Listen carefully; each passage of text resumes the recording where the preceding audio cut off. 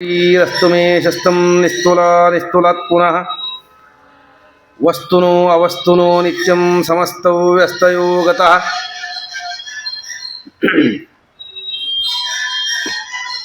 ನಮಃ ಪರಸ್ಮೈ ಪುರುಷೋದ್ಭವಸ್ಥಾನ ನಿರೋಧಲೀಲಯ ಗೃಹೀತ ಶಕ್ತಿದಾಯಿನಾಂ ಅಂತರ್ಧ್ರುವಾಯ ಅನುಪಲಭ್ಯ ವರ್ತಮನೆ. ಭೂಯೋ ನಮಃ ಸದ್ಗುರುಜನಚ್ಛಿದೆ ಸತಾವಾಯ ಕಿಲಸತ್ವಮೂರ್ತಯೇ. ಪುಂಸಾಂ ಪುನಃ ಪಾರಮಹಂಸ ಆಶ್ರಮೇ ವ್ಯವಸ್ಥಿತಾನಾಮನುಮೃಗ್ಯದಾಶುಷೆ. ಅಶೇಷ ವಾಗ್ಜಾಡ್ಯಮಲಾಪಹಂತ್ರೀ ನವಂ ನವಂ ಸ್ಪಷ್ಟಸುವಾಕ್ಪ್ರದಾಯಿನಿ. ಮಮೇಹ ಜಿಹ್ವಾಗ್ರಸುರಂಗನರ್ತಕೀ ಭವ ಪ್ರಸನ್ನಾ ವದನೇ ಚ ಮೇ ಶ್ರೀಃ. ಧರ್ಮವಿಜ್ಞಾನವೈರಾಗ್ಯಪರಮೈಶ್ವರ್ಯಶಾಲಿನಃ ಆನಂದತೀರ್ಥಭಗವತ್ಪಾದಾನ್ ವಂದೇ ನಿರಂತರಂ. ಭವತಿ ಯದನುಭಾವಾದೇಡಮೂಕೋಪಿ ವಾಗ್ಮೀ ಜಡಮತಿರಪಿ ಜಂತುರ್ಜಾಯತೆ ಪ್ರಾಜ್ಞಮೌಲಿಃ. ಸಕಲವಚನಚೇತೋ ದೇವತಾ ಭಾರತೀ ಸಾ ಮಮ ವಚಸಿ ನಿಧತ್ತಾಂ ಸನ್ನಿಧಿಂ ಮಾನಸೇ ಚ. ಧರ್ಮವಿಜ್ಞಾನವೈರಾಗ್ಯಪರಮೈಶ್ವರ್ಯಶಾಲಿನಃ ಆನಂದತೀರ್ಥಭಗವತ್ಪಾದಾನ್ ವಂದೇ ನಿರಂತರಂ. ಭವತಿ ಯದನುಭಾವಾದೇಡಮೂಕೋಪಿ ವಾಗ್ಮೀ ಜಡಮತಿರಪಿ ಜಂತುರ್ಜಾಯತೆ ಪ್ರಾಜ್ಞಮೌಲಿಃ. ಸಕಲವಚನಚೇತೋ ದೇವತಾ ಭಾರತೀ ಸಾ ಮಮ ವಚಸಿ ನಿಧತ್ತಾಂ ಸನ್ನಿಧಿಂ ಮಾನಸೇ ಚ. ಯಸ್ಯ ವಾಕ್ಕಾಮಧೇನುರ್ನಃ ಕಾಮಿತಾರ್ಥಾನ್ ಪ್ರಯಚ್ಛತಿ ಸೇವೆ ತಂ ಜಯಯೋಗೀಂದ್ರಂ ಕಾಮಬಾಣಚ್ಛಿದಂ ಸದಾ. ಶ್ರೀಮತೋ ರಾಘವೇಂದ್ರಸ್ಯ ನಮಾಮಿ ಪದಪಂಕಜೆ ಕಾಮಿತಾಶೇಷಕಲ್ಯಾಣಕಲನಾಕಲ್ಪಪಾದಪೌ. ಸತ್ಯಂ ಸತ್ಯಂ ಪುನಃ ಸತ್ಯಂ ವಿಷ್ಣುತೀರ್ಥಪ್ರಸಾದತಃ ಸರ್ವೇ ಕಾಮಾ ಭವಂತೇವ ಶಪಥೋ ಬಿಂಬಸನ್ನಿಧೌ. ಶಾಸ್ತ್ರೇಷು ಪಾರದೃಶ್ವಾನಂ ಶಾಸ್ತ್ರಜ್ಞೇಷು ವತ್ಸಲಂ ದೀನಭಕ್ತೋದ್ಧಾರಕರಂ ಸತ್ಯಾತ್ಮಾನಂ ಯತಿಂ ಭಜೆ. ವಿದ್ಯಾಪೀಠ ವಿಧಾತಾರಂ ವಿದ್ಯಾವಾರಿಚಂದಿರಂ ವಿದ್ಯಾರ್ಥಿವತ್ಸಲಂ ವಂದೇ ಮಹಾಮಹಿಮ ಸದ್ಗುರುಂ. ಆಪಾದಮೌಳಿಪರ್ಯಂತಂ ಗುರುಣಾಂ ಆಕೃತಿಂ ಸ್ಮರೇತ್ ತೇನ ವಿಘ್ನಾಃ ಪ್ರಣಶ್ಯಂತಿ ಸಿದ್ಧ್ಯಂತಿ ಚ ಮನೋರಥಾಃ. ಹರಿ ಓಂ ಹರಿ ಓಂ ಹರಿ ಓಂ.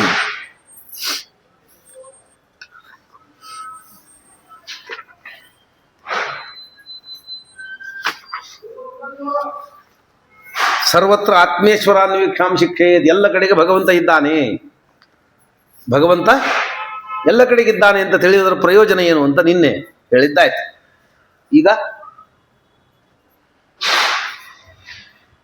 ಇದೆಲ್ಲ ಯಾವುದಕ್ಕಾಗಿ ಅಂತಂದರೆ, ಮೂರು ಸಂದರ್ಭಗಳಲ್ಲಿ ಇದರಿಂದ ಮೂರು ಆತ್ಮೇಶ್ವರಾನ್ವೀಕ್ಷ ಎಲ್ಲ ಕಡೆಗೆ ಭಗವಂತ ಇದ್ದಾನೆ ಅಂತ ತಿಳಿದರೆ ಭಗವಂತನ ಸರ್ವೋತ್ತಮತ್ವ ಜ್ಞಾನ ಆಗ್ತದೆ. ಎಲ್ಲ ಕಡೆಗಿದ್ದಾನೆ, ಆದ್ದರಿಂದ ಏನನ್ನು ನೋಡಿದರೂ ಭಗವಂತನ ಗುಣಲೀಲೆಗಳ ಸ್ಮರಣೆ ಆಗುತ್ತೆ. ಜಗತ್ತಿನಲ್ಲಿ ಏನು ನಡೆದ್ರು ಅದು ಭಗವಂತ ನಿಂತು ಮಾಡಿಸುವ ಭಗವಂತನ ಲೀಲೆ ಅಂತ ಗೊತ್ತಾಗುತ್ತೆ. ಹಾಗಾಗಿ ಜಗತ್ತಲ್ಲಿ ಏನಿದೆ ಅದೆಲ್ಲವೂ ಭಗವಂತನಿಗೆ ಸೇರಿದ್ದು ಅಂತ ಹೇಳಿದ್ರೆ ಎಲ್ಲವನ್ನು ಭಗವಂತನಿಗೆ ಸಮರ್ಪಣೆ ಮಾಡಿದಂತೆ ಆಗ್ತದೆ. ಹಾಗಾಗಿ ಇದರ ಪ್ರಯೋಜನ ಏನು ಅಂದರೆ, ಭಗವಂತನ ಸರ್ವೋತ್ತಮತ್ವದ ಜ್ಞಾನ, ಅವನ ಗುಣಲೀಲೆಗಳ ಚಿಂತನೆ, ಸರ್ವಸಮರ್ಪಣೆ. ಈ ಮೂರು ಎಲ್ಲ ಕಡೆಗೆ ಭಗವಂತ ಇದ್ದಾನೆ ಅಂತ ಹೇಳೋದ್ರಿಂದ ಆಗೋ ಪ್ರಯೋಜನ ಅಂತ ಹೇಳಿ ಕೈವಲ್ಯಂ ಶಿಕ್ಷೆ ಅಂತಾರೆ.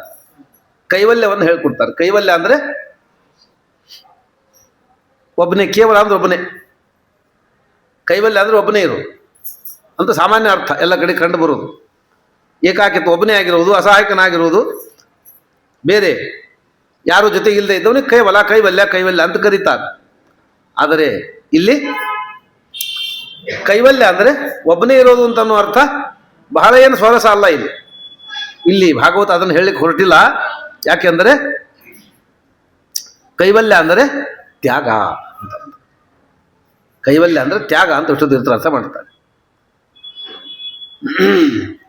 ತ್ಯಾಗ ಅಂದ್ರೆ ಏನು ಅಂದರೆ, ಒಬ್ಬನೇ ಇದ್ದಾನೆ ಅಂದರೆ ಎಲ್ಲವನ್ನು ಬಿಟ್ಟಾನೆ ಅಂತ ಅರ್ಥ. ಎಲ್ಲವನ್ನು ಬಿಟ್ಟರೆ ಒಬ್ಬನೇ ಇರ್ತಾನೆ. ಒಬ್ಬನೆಯಿಂದ ಯಾವಾಗ ಇರ್ಲಿಕ್ಕೆ ಸಾಧ್ಯ ಆಗ್ತದೆ? ಎಲ್ಲ ಪದಾರ್ಥಗಳನ್ನು ಬಿಟ್ಟರೆ ದೈಹಿಕವಾಗಿ ಏಕಾಕಿಯಾಗಿರ್ತಾನೆ. ಮಾನಸಿಕವಾಗಿ ಎಲ್ಲ ಪದಾರ್ಥಗಳನ್ನು ತ್ಯಾಗ ಮಾಡಿದರೆ ಮನಸ್ಸಿನಲ್ಲಿ ಏಕಾಕಿಯಾಗಿ ವಿಚಾರ ಮಾಡ್ತಾನೆ. ಹಾಗಾಗಿ ಈಗ ಒಬ್ಬನೇ ಇರೋ ತ್ಯಾಗ ಅಂದರೆ ಕೈವಲ್ಯ ಅಂದರೆ ತ್ಯಾಗ ಅಂತ ಅರ್ಥ, ತ್ಯಾಗ ಮಾಡೋದು. ಹಾಗಾಗಿ ಒಬ್ಬನೇ ಕೂಡೋದು ಅಸಹಾಯಕನಾಗಿರೋದು ಅಂತ ಅರ್ಥವಲ್ಲ, ತ್ಯಾಗ ಅಂತ ಅರ್ಥ ಮಾಡ್ತಾರೆ, ಹೇಳ್ತಾರೆ. ಅಂದರೆ ತ್ಯಾಗ ಅಂದ್ರೆ ಏನು? ತ್ಯಾಗ ಅಂದರೆ ಮತ್ತು ಸನ್ಯಾಸ. ತ್ಯಾಗ ಅಂದರೆ ಸನ್ಯಾಸ ಅಂತ ಅರ್ಥ. ಈ ತ್ಯಾಗ ಅಂತ ಕರೆಯಲ್ಪಡುವ ಎಲ್ಲ ತ್ಯಾಗಗಳು ಸನ್ಯಾಸಕ್ಕಾಗಿ ಹೇಳಿದ್ದು. ಸನ್ಯಾಸ ಅಂದರೆ ಸನ್ಯಾಸ ಆಶ್ರಮ ಅಲ್ಲ. ಮತ್ತೆ ಸನ್ಯಾಸ ಅಂದರೆ ಸನ್ಯಾಸ ತಗೊಂಡು ಸನ್ಯಾಸಿಗಳು ಮಾತ್ರ ಹೇಳ್ತಾ ಇಲ್ಲ ಇಲ್ಲಿ. ಸನ್ಯಾಸ ಅಂದರೆ ಭಗವಂತನಲ್ಲಿ ಎಲ್ಲವನ್ನು ಸಮರ್ಪಣೆ ಮಾಡಿದ ಎಲ್ಲರೂ ಸನ್ಯಾಸಿಗಳು. ಫಲದ ಆಶೆಯಿಂದ ಕರ್ಮವನ್ನು ಮಾಡದೇ ಇರೋದೇ ಸನ್ಯಾಸ ಅಂತ ಗೀತೆಯಲ್ಲಿ ಕೃಷ್ಣ ಹೇಳಿದ್ದಾನೆ. ಕಾಮ್ಯಾನಾಂ ಕರ್ಮಣಾಂ ನ್ಯಾಸಂ ಸನ್ಯಾಸಂ ಕವಯೋ ಇದು. ಯಾವುದೇ ಕರ್ಮವನ್ನು ಆಚರಣೆ ಮಾಡಿ ಅದರ ಫಲವನ್ನು ಬಯಸದೇ ಇರೋದೇ ಸನ್ಯಾಸ. ಅದೇ ತ್ಯಾಗ. ಈಗ ಫಲತ್ಯಾಗವೇ ಸನ್ಯಾಸ ಅಂತ ಆಯ್ತು. ಇಲ್ಲಿ ತ್ಯಾಗಕ್ಕೆ ಕೈವಲ್ಯ ಅಂತ ಹೇಳಿದ್ರು, ಕೈವಲ್ಯಕ್ಕೆ ತ್ಯಾಗ ಅಂತ ಹೇಳಿದರು, ತ್ಯಾಗಕ್ಕೆ ಸನ್ಯಾಸ ಅಂತ ಹೇಳಿದರು. ಸನ್ಯಾಸ ಅಂದ್ರೆ ಏನು? ಫಲತ್ಯಾಗ. ಫಲದ ಆಶೆಯನ್ನು ಬಿಟ್ಟು ಕರ್ಮ ಮಾಡುವುದು ಅಂತನೂ ಅತ್ಯುತ್ತಮವಾದ ಕರ್ಮಾಚರಣೆ ಅಂತ ಹೇಳಿಕೊಡ್ತಾರೆ. ಇಲ್ಲದಿದ್ದರೆ ಸನ್ಯಾಸ ಅಂತ ಅನ್ನುವ ಅರ್ಥ ಫಲತ್ಯಾಗವೇ ಹೊರತು ಕರ್ಮತ್ಯಾಗ ಅಲ್ಲ. ಇದು ಆಚಾರ್ಯರು ಹೇಳಿಕೊಡುವ ದೊಡ್ಡ ಸಿದ್ಧಾಂತ. ಸನ್ಯಾಸಿ ಆದವನಿಗೂ ಕರ್ಮ ಬಿಟ್ಟಿಲ್ಲ, ಕರ್ಮ ಮಾಡೋದು ಬಿಡು ಹಂಗಿಲ್ಲ. ಅವನು ಮಾಡುವ ಕರ್ಮದ ಆಚರಣೆ ಉದ್ದೇಶಗಳು ಬೇರೆ, ಕ್ರಮ ಬೇರೆ ಹೊರತು ಕರ್ಮವನ್ನು ಬಿಡು ಹಂಗಿಲ್ಲ. ಯಾಕೆಂದರೆ ಕರ್ಮನೇ ಮೋಕ್ಷದಲ್ಲಿ ಆನಂದಕ್ಕೆ ಅಭಿವೃದ್ಧಿ ಕಾರಣ. ಅಪರೋಕ್ಷ ಜ್ಞಾನ ಆದ ಮೇಲೆ ಮಾಡುವುದು ಅಂತ ನಮ್ಮಲ್ಲಿ ಅನೇಕ ಮತಗಳಲ್ಲಿ ಅಪರೋಕ್ಷ ಜ್ಞಾನ ಆದ ಮೇಲೆ ಕರ್ಮ ಬಂಧನ ಇಲ್ಲ. ಜ್ಞಾನಿ ಕರ್ಮದ ಬಂಧ ಇಲ್ಲ. ಜ್ಞಾನಿ ಆದವ ಕರ್ಮ ಮಾಡಬೇಕಾಗಿಲ್ಲ. ಕರ್ಮ ಮಾಡೋದು ಯಾಕೆ? ಜ್ಞಾನ ಪ್ರಾಪ್ತಿಗೋಸ್ಕರ. ಜ್ಞಾನ ಬಂದ ಮೇಲೆ ಕೆಲಸ ಮಾಡೋದಕ್ಕೆ. ಕೆಲಸ ಸಂಬಳ ಯಾಕೆ ಮಾಡ್ತಾರೆ? 1ನೇ ತಾರೀಕು 30ನೇ ತಾರೀಕು ಆದಮೇಲೆ ಸಂಬಳ ಕೊಡ್ತಾರೆ ಅಂತ. ಮೊದಲೇ ಸಂಬಳ ಕೊಟ್ಟರೆ ಕೆಲಸಕ್ಕೆ ಯಾರು ಬಿಡ್ತಾನೋ? ಮೊದಲೇ ಸಂಬಳ ಕೊಟ್ಬಿಟ್ರೆ ದಿನ ಜ್ವರ ಬಂದಿದೆ, ತಲೆನೋಯ್ತು ಅಂತ ಹೇಳ್ದಾಗ ಕೊಡ್ತಾನೋ. ಹಾಗಾಗಿ ಬರೋದೇ ಸಂಬಳ ಕೊಡ್ತಾರೆ ಕೊನೆಗೆ ಅಂತ ಕೆಲಸಕ್ಕೆ ಬರ್ತಾನೆ. ಅದೇ ಮೊದಲು ಸಿಕ್ಬಿಟ್ಟು ಮಾಡೋದೆ. ಹಾಗಾಗಿ ಜ್ಞಾನಕ್ಕಾಗಿ ಕರ್ಮ ಮಾಡೋದು, ಜ್ಞಾನ ಬಂದಮೇಲೆ ಕರ್ಮದ ಕೆಲಸ ಇಲ್ಲ ಅಂತಂತ. ಆದರೆ ಈ ಆ ಜ್ಞಾನಿ ಎಲ್ಲ 3 ಲೋಕಗಳನ್ನೇ ಉದ್ಧಾರ ಮಾಡುವ ಸಾಮರ್ಥ್ಯ ಬಂದರೂ ತನ್ನ ಕರ್ಮವನ್ನು ಬಿಡುವಂಗಿಲ್ಲ. ಆಚಾರ್ಯರು ಈ ಬ್ರಹ್ಮಸೂತ್ರ ಪಾಠದಲ್ಲಿ ವಾಕ್ಯ ಕೊಟ್ಟು ಹೇಳ್ತಾರೆ, ಅತೀತ ಅನಾಗತ ಜ್ಞಾನಿ ತ್ರೈಲೋಕ್ಯೋದ್ಧರಣ ಕ್ಷಮಃ ಏತಾದೃಶೋಪಿ ನಾಚಾರಂ ಶ್ರೌತಂ ಸ್ಮಾರ್ಥಂ ಪರಿತ್ಯಜೆ. ಅವನಿಗೆ ಅತೀತ ಅನಾಗತ ಜ್ಞಾನ, ತ್ರಿಕಾಲ ಜ್ಞಾನ ಇರಬಹುದು, 3 ಲೋಕವನ್ನೇ ತನ್ನ ತಪಸ್ಸಿನಿಂದ ಉದ್ಧಾರ ಮಾಡುವ ಸಾಮರ್ಥ್ಯ ಇರಬಹುದು. ಹಾಗಿದ್ರೂ ಅವನು ತನಗೆ ವಿಹಿತವಾದ ಶ್ರೌತ ಸ್ವಾರ್ಥ ಕರ್ಮಗಳನ್ನು ಬಿಡುವಂಗಿಲ್ಲ. ಮಾಡಬೇಕು, ಕರ್ಮಾಚರಣೆಯನ್ನು ಬಿಡುವಂಗಿಲ್ಲ. ಅದನ್ನು ಸನ್ಯಾಸ ಅಂದರೆ ಕರ್ಮತ್ಯಾಗ ಅಲ್ಲ, ಫಲತ್ಯಾಗ. ಒಂದು ಬೇರೆಯವರಿಗೆ ಹೇಳಿದ ಸಾಮಾನ್ಯ ಕರ್ಮವನ್ನು ಬಿಟ್ಟು ಉತ್ತಮ ಕರ್ಮವನ್ನು ಮಾಡು, ಶ್ರೇಷ್ಠವಾದ ಕರ್ಮವನ್ನು ಮಾಡು. ಆಚಾರ್ಯ ಯಜ್ಞ ಅಂತ ಅನ್ನೋದನ್ನು ಹೇಳುವ ಸಂದರ್ಭದಲ್ಲಿ ಬಹಳ ವಿಸ್ತಾರವಾಗಿ ಹೇಳಿಕೊಟ್ಟಾರೆ. ಯಜ್ಞಕ್ಕೆ ಸಾಮಾನ್ಯ ನಮ್ಮ ಅರ್ಥ ಏನು ಅಂದರೆ ಅಗ್ನಿಯಲ್ಲಿ ತುಪ್ಪ ಹಾಕೋದು, ಅನ್ನ ಹಾಕೋದು, ಎಳ್ಳು ಹಾಕೋದು, ಇದಕ್ಕೆ ಯಜ್ಞ ಅಂತ ನಾವು ಕರಿತೀವಿ. ಆದರೆ ಯಜ್ಞ ಅಂದರೆ ಇದಷ್ಟೇ ಯಜ್ಞವಲ್ಲ. ಯಜ್ಞ ಅಂದರೆ ಭಗವಂತನ ಪ್ರೀತಿಗಾಗಿ ಮಾಡುವ ಎಲ್ಲ ಕರ್ಮವೂ ಯಜ್ಞ, ಎಲ್ಲ ಸತ್ಕರ್ಮಗಳು. ದುಷ್ಕರ್ಮವನ್ನು ಮಾಡಿ ಭಗವಂತನ ಪ್ರೀತಿ ಅಂತ ಅನ್ನೋ ಹಂಗಿಲ್ಲ. ಭಗವಂತನ ಪ್ರೀತಿ ಉದ್ದೇಶದಿಂದ ಮಾಡಿದ ಎಲ್ಲ ಸತ್ಕರ್ಮಗಳು ಯಜ್ಞವೇ ಅಂತ ಆಚಾರ್ಯ ಗೀತಾ ಭಾಷೆಯಲ್ಲಿ ವ್ಯಾಖ್ಯಾನ ಮಾಡ್ತಾರೆ. ಇದಕ್ಕೆ ಕಾರಣ ಕೊಡ್ತಾರೆ. ಇಲ್ಲದಿದ್ದರೆ ಯಜ್ಞ ಹೇಳಿದ್ದಾರಲ್ಲ, ಸಹಯಜ್ಞ ಪ್ರಜಾ ಸೃಷ್ಟ ಪೂರ್ವವಾಚ ಪ್ರಜಾಪತಿ ಅನೇನ ಪ್ರಸವಿಷ್ಯದ್ದು ಮೇಷವಸ್ತುಷ್ಟ ಕಾಮಧುಕ. ಯಜ್ಞದಿಂದ ಮಳೆ ಬರ್ತದೆ, ಮಳೆಯಿಂದ ಬೆಳೆ ಆಗ್ತದೆ, ಬೆಳೆಯಿಂದ ಕಾಳು ಹುಡ್ತದೆ, ಕಾಳು ತಿಂದು ಜೀವಿಗಳೆಲ್ಲ ಬದುಕ್ತಾರೆ. ಹಾಗಾಗಿ ಇಡೀ ಜಗತ್ತಿಗೆ ಆಶ್ರಯವಾದದ್ದು ಮಳೆ. ಆ ಮಳೆ ಬರೋದು ಯಜ್ಞದಿಂದ. ಆದ್ದರಿಂದ ಇಂಥ ಯಜ್ಞವನ್ನು ಯಾರು ಮಾಡೋದಿಲ್ವೋ ಸಪಾಪೋ ವಿಶ್ವಹಂತೃತ್ವಾತ್ ನರಕೇ ಮಧ್ಯತಿ ಧ್ರುವಂ. ಯಜ್ಞವನ್ನು ಮಾಡೋದು ಬಿಟ್ಟವರು ನರಕಕ್ಕೆ ಹೋಗ್ತಾರೆ ಅಂತ ಕೃಷ್ಣ ಹೇಳಿದ ಗೀತೆಯಲ್ಲಿ ಹೇಳ್ದ. ಯಜ್ಞಕ್ಕೆ ನಾವು ಹೇಳಿದ ಅಗ್ನಿಯಲ್ಲಿ ತುಪ್ಪ ಹಾಕುವ ಆಹುತಿ ಹಾಕುವ ಒಂದನ್ನೇ ಯಜ್ಞ ಅಂತ ನಾವು ಇಟ್ಕೊಂಡ್ರೆ ನರಕಕ್ಕೆ ಹೋಗೋರು ಯಾರು? ಮೊದಲು ನಮ್ಮ ಗುರು ಪರಂಪರೆ ಎಲ್ಲ ಸನ್ಯಾಸಿಗಳು ಹೋಗ್ಬೇಕು. ಶ್ರೀಮದ್ ಆಚಾರ್ಯರಿಂದ ಶುರು ಮಾಡಿ ಇವತ್ತಿನ ತನಕ ಸನ್ಯಾಸಿ ಪರಂಪರೆ ಅವ್ರು ಯಾರು ಯಜ್ಞ ಮಾಡುವಂಗಿಲ್ಲ. ಅಗ್ನಿ ಇಲ್ಲ ಅವರಿಗೆ. ಅಗ್ನಿ ಇಲ್ಲ, ಆದ್ದರಿಂದ ಅಗ್ನಿಯಲ್ಲಿ ಆಹುತಿ ಹಾಕುವಂಗಿಲ್ಲ. ವೈಷ್ಣದೇವು ಕೂಡ ಇಲ್ಲ ಅವರಿಗೆ. ವೈಷ್ಣದೇವು ಕೂಡ ಗೃಹಸ್ಥರು ಬೇರೆ ಮಾಡಿದ್ದನ್ನು ಅವರು ಊಟ ಮಾಡಬೇಕು. ಅವರಿಗೆ ಅಗ್ನಿ ಮುಟ್ಟುವ ಅಧಿಕಾರವೇ ಇಲ್ಲ, ವೈಷ್ಣದೇವಾದಿಗಳನ್ನು ಮಾಡುವ ಅಧಿಕಾರ ಇಲ್ಲ, ಯಜ್ಞಾಧಿಕಾರವೇ ಇಲ್ಲ. ಅದರಿಂದ ಯಜ್ಞವನ್ನು ಬಿಟ್ಟವರು ಯಾರು? ಎಲ್ಲ ಸನ್ಯಾಸಿಗಳು. ಹಾಗಾಗಿ ಎಲ್ಲ ಸನ್ಯಾಸಿ ಪರಂಪರೆನೇ ಮೊದಲು ನರಕಕ್ಕೆ ಹೋಗಬೇಕು. ಯಜ್ಞಕ್ಕೆ ಇಷ್ಟರ್ಥ ಮಾತ್ರ ಇಟ್ಟುಕೊಂಡ್ರೆ. ಹಾಗಾಗಿ ಯಜ್ಞ ಅಂದರೆ ಅಗ್ನಿಯಲ್ಲಿ ಆಹುತಿ ಹಾಕುವುದು ಒಂದೇ ಯಜ್ಞ ಅಲ್ಲ, ಯಜ್ಞಗಳ ಅನೇಕ ವಿಧ ಇದೆ. ಅವರಿಗೂ ಒಂದು ಯಜ್ಞ ಇದೆ, ಆ ಯಜ್ಞವನ್ನು ಅವರು ಮಾಡ್ತಾರೆ. ಆದ್ರಿಂದ ಯಜ್ಞವನ್ನು ಬಿಟ್ಟದ್ರಿಂದ ಬರುವ ಪಾಪ ಅವ್ರಿಗೆ ಬರೋದಿಲ್ಲ ಅಂತ ಹೇಳಿದ್ರು ಆಚಾರ್ಯ. ಏನದು ಯಜ್ಞ? ವಾಚಿಕೋ ಮಾನಸೋ ಯಜ್ಞೋ ನ್ಯಾಸಿನ ಅಂತೂ ವಿಶೇಷತಃ. ಸನ್ಯಾಸಿಗಳು ಯಾವ ಯಜ್ಞ ಮಾಡಬೇಕು? ವಾಚಿಕವಾದ ಮಾನಸಿಕವಾದ ಯಜ್ಞ ಮಾಡಬೇಕು. ವಾಚಿಕ ಯಜ್ಞ ಅಂದರೆ ಪ್ರವಚನ ಪಾಠ ಹೇಳೋದು, ಉಪದೇಶ ಮಾಡೋದು. ಪ್ರವಚನ ಮಾಡೋದು, ಪಾಠ ಹೇಳೋದು, ಉಪದೇಶ ಮಾಡೋದು ವಾಚಿಕ ಯಜ್ಞ. ಮಾನಸಿಕ ಯಜ್ಞ ಅಂದರೆ ಧ್ಯಾನ. ಪಾಠ ಕೇಳೋರು ಯಾರು ಇಲ್ಲ, ಉಪದೇಶ ಮಾಡಿ ಕೇಳೋರು ಯಾರು ಇಲ್ಲ, ಒಬ್ಬನೇ ಕೂತಾರೆ ಅಂದರೆ ಧ್ಯಾನ ಮಾಡಬೇಕು, ಭಗವದ್ ಧ್ಯಾನ ಮಾಡಬೇಕು. ಕೇಳೋರಿದ್ರೆ ಹೇಳಬೇಕು. ಹೀಗೆ ಸನ್ಯಾಸಿಗಳಿಗೆ ಎರಡು ಯಜ್ಞ, ವಾಚಿಕ ಮಾನಸ ಯಜ್ಞ. ಆ ಯಜ್ಞ ಮಾಡ್ತಾರವರು. ವನಸ್ಥಸ್ಯ ಅಕೃತುರ್ ಯಜ್ಞ. ವಾನಪ್ರಸ್ಥಾಶ್ರಮಿ ಆದವನಿಗೆ ಅಕೃತು ಅಂದರೆ ಪಶು ಬಲಿ ಇಲ್ಲದ ಯಜ್ಞವನ್ನು ಮಾಡಬೇಕು. ಗೃಹಸ್ಥನಿಗೆ ಪಂಚರೂಪ ಯಜ್ಞ, ಎಲ್ಲ ಯಜ್ಞಗಳನ್ನು ಧಾನ್ಯ ತ್ಯಾಗ, ವೈಶ್ಯುದ ಇತ್ಯಾದಿ ಅವನು ಮಾಡಬೇಕು.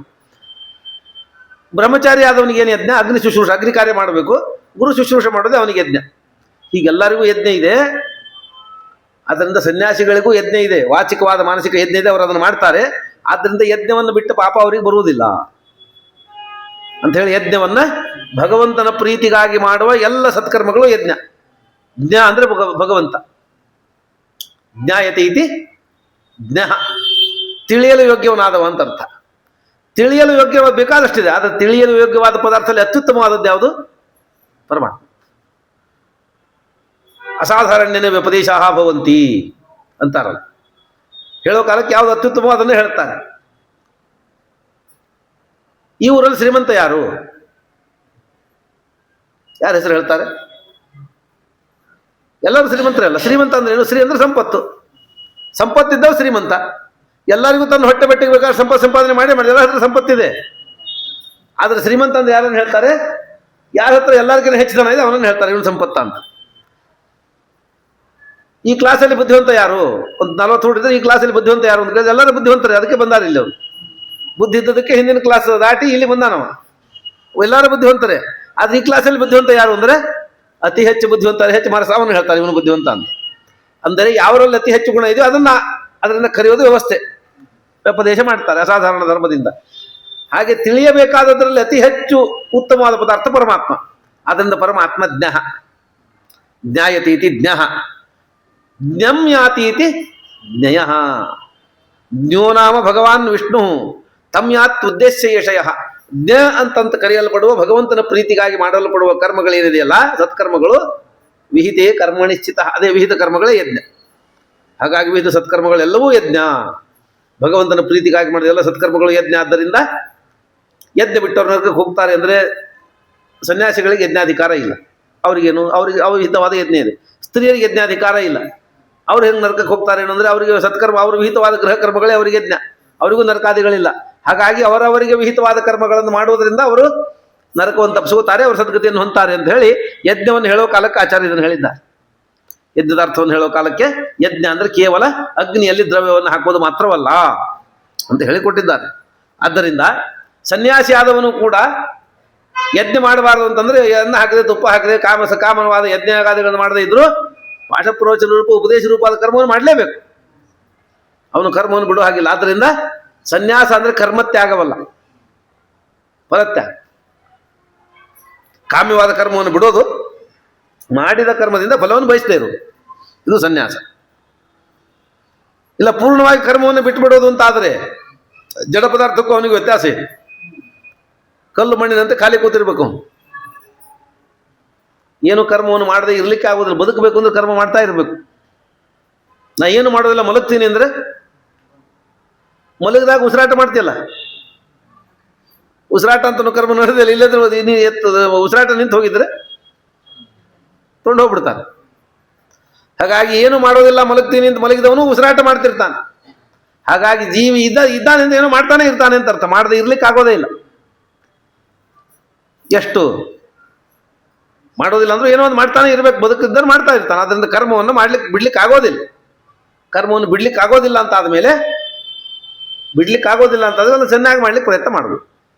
ಅದನ್ನು ಫಲದ ಆಸೆಯನ್ನು ಬಿಟ್ಟು ಮಾಡಬೇಕು ಅಂತ ಹೇಳಿ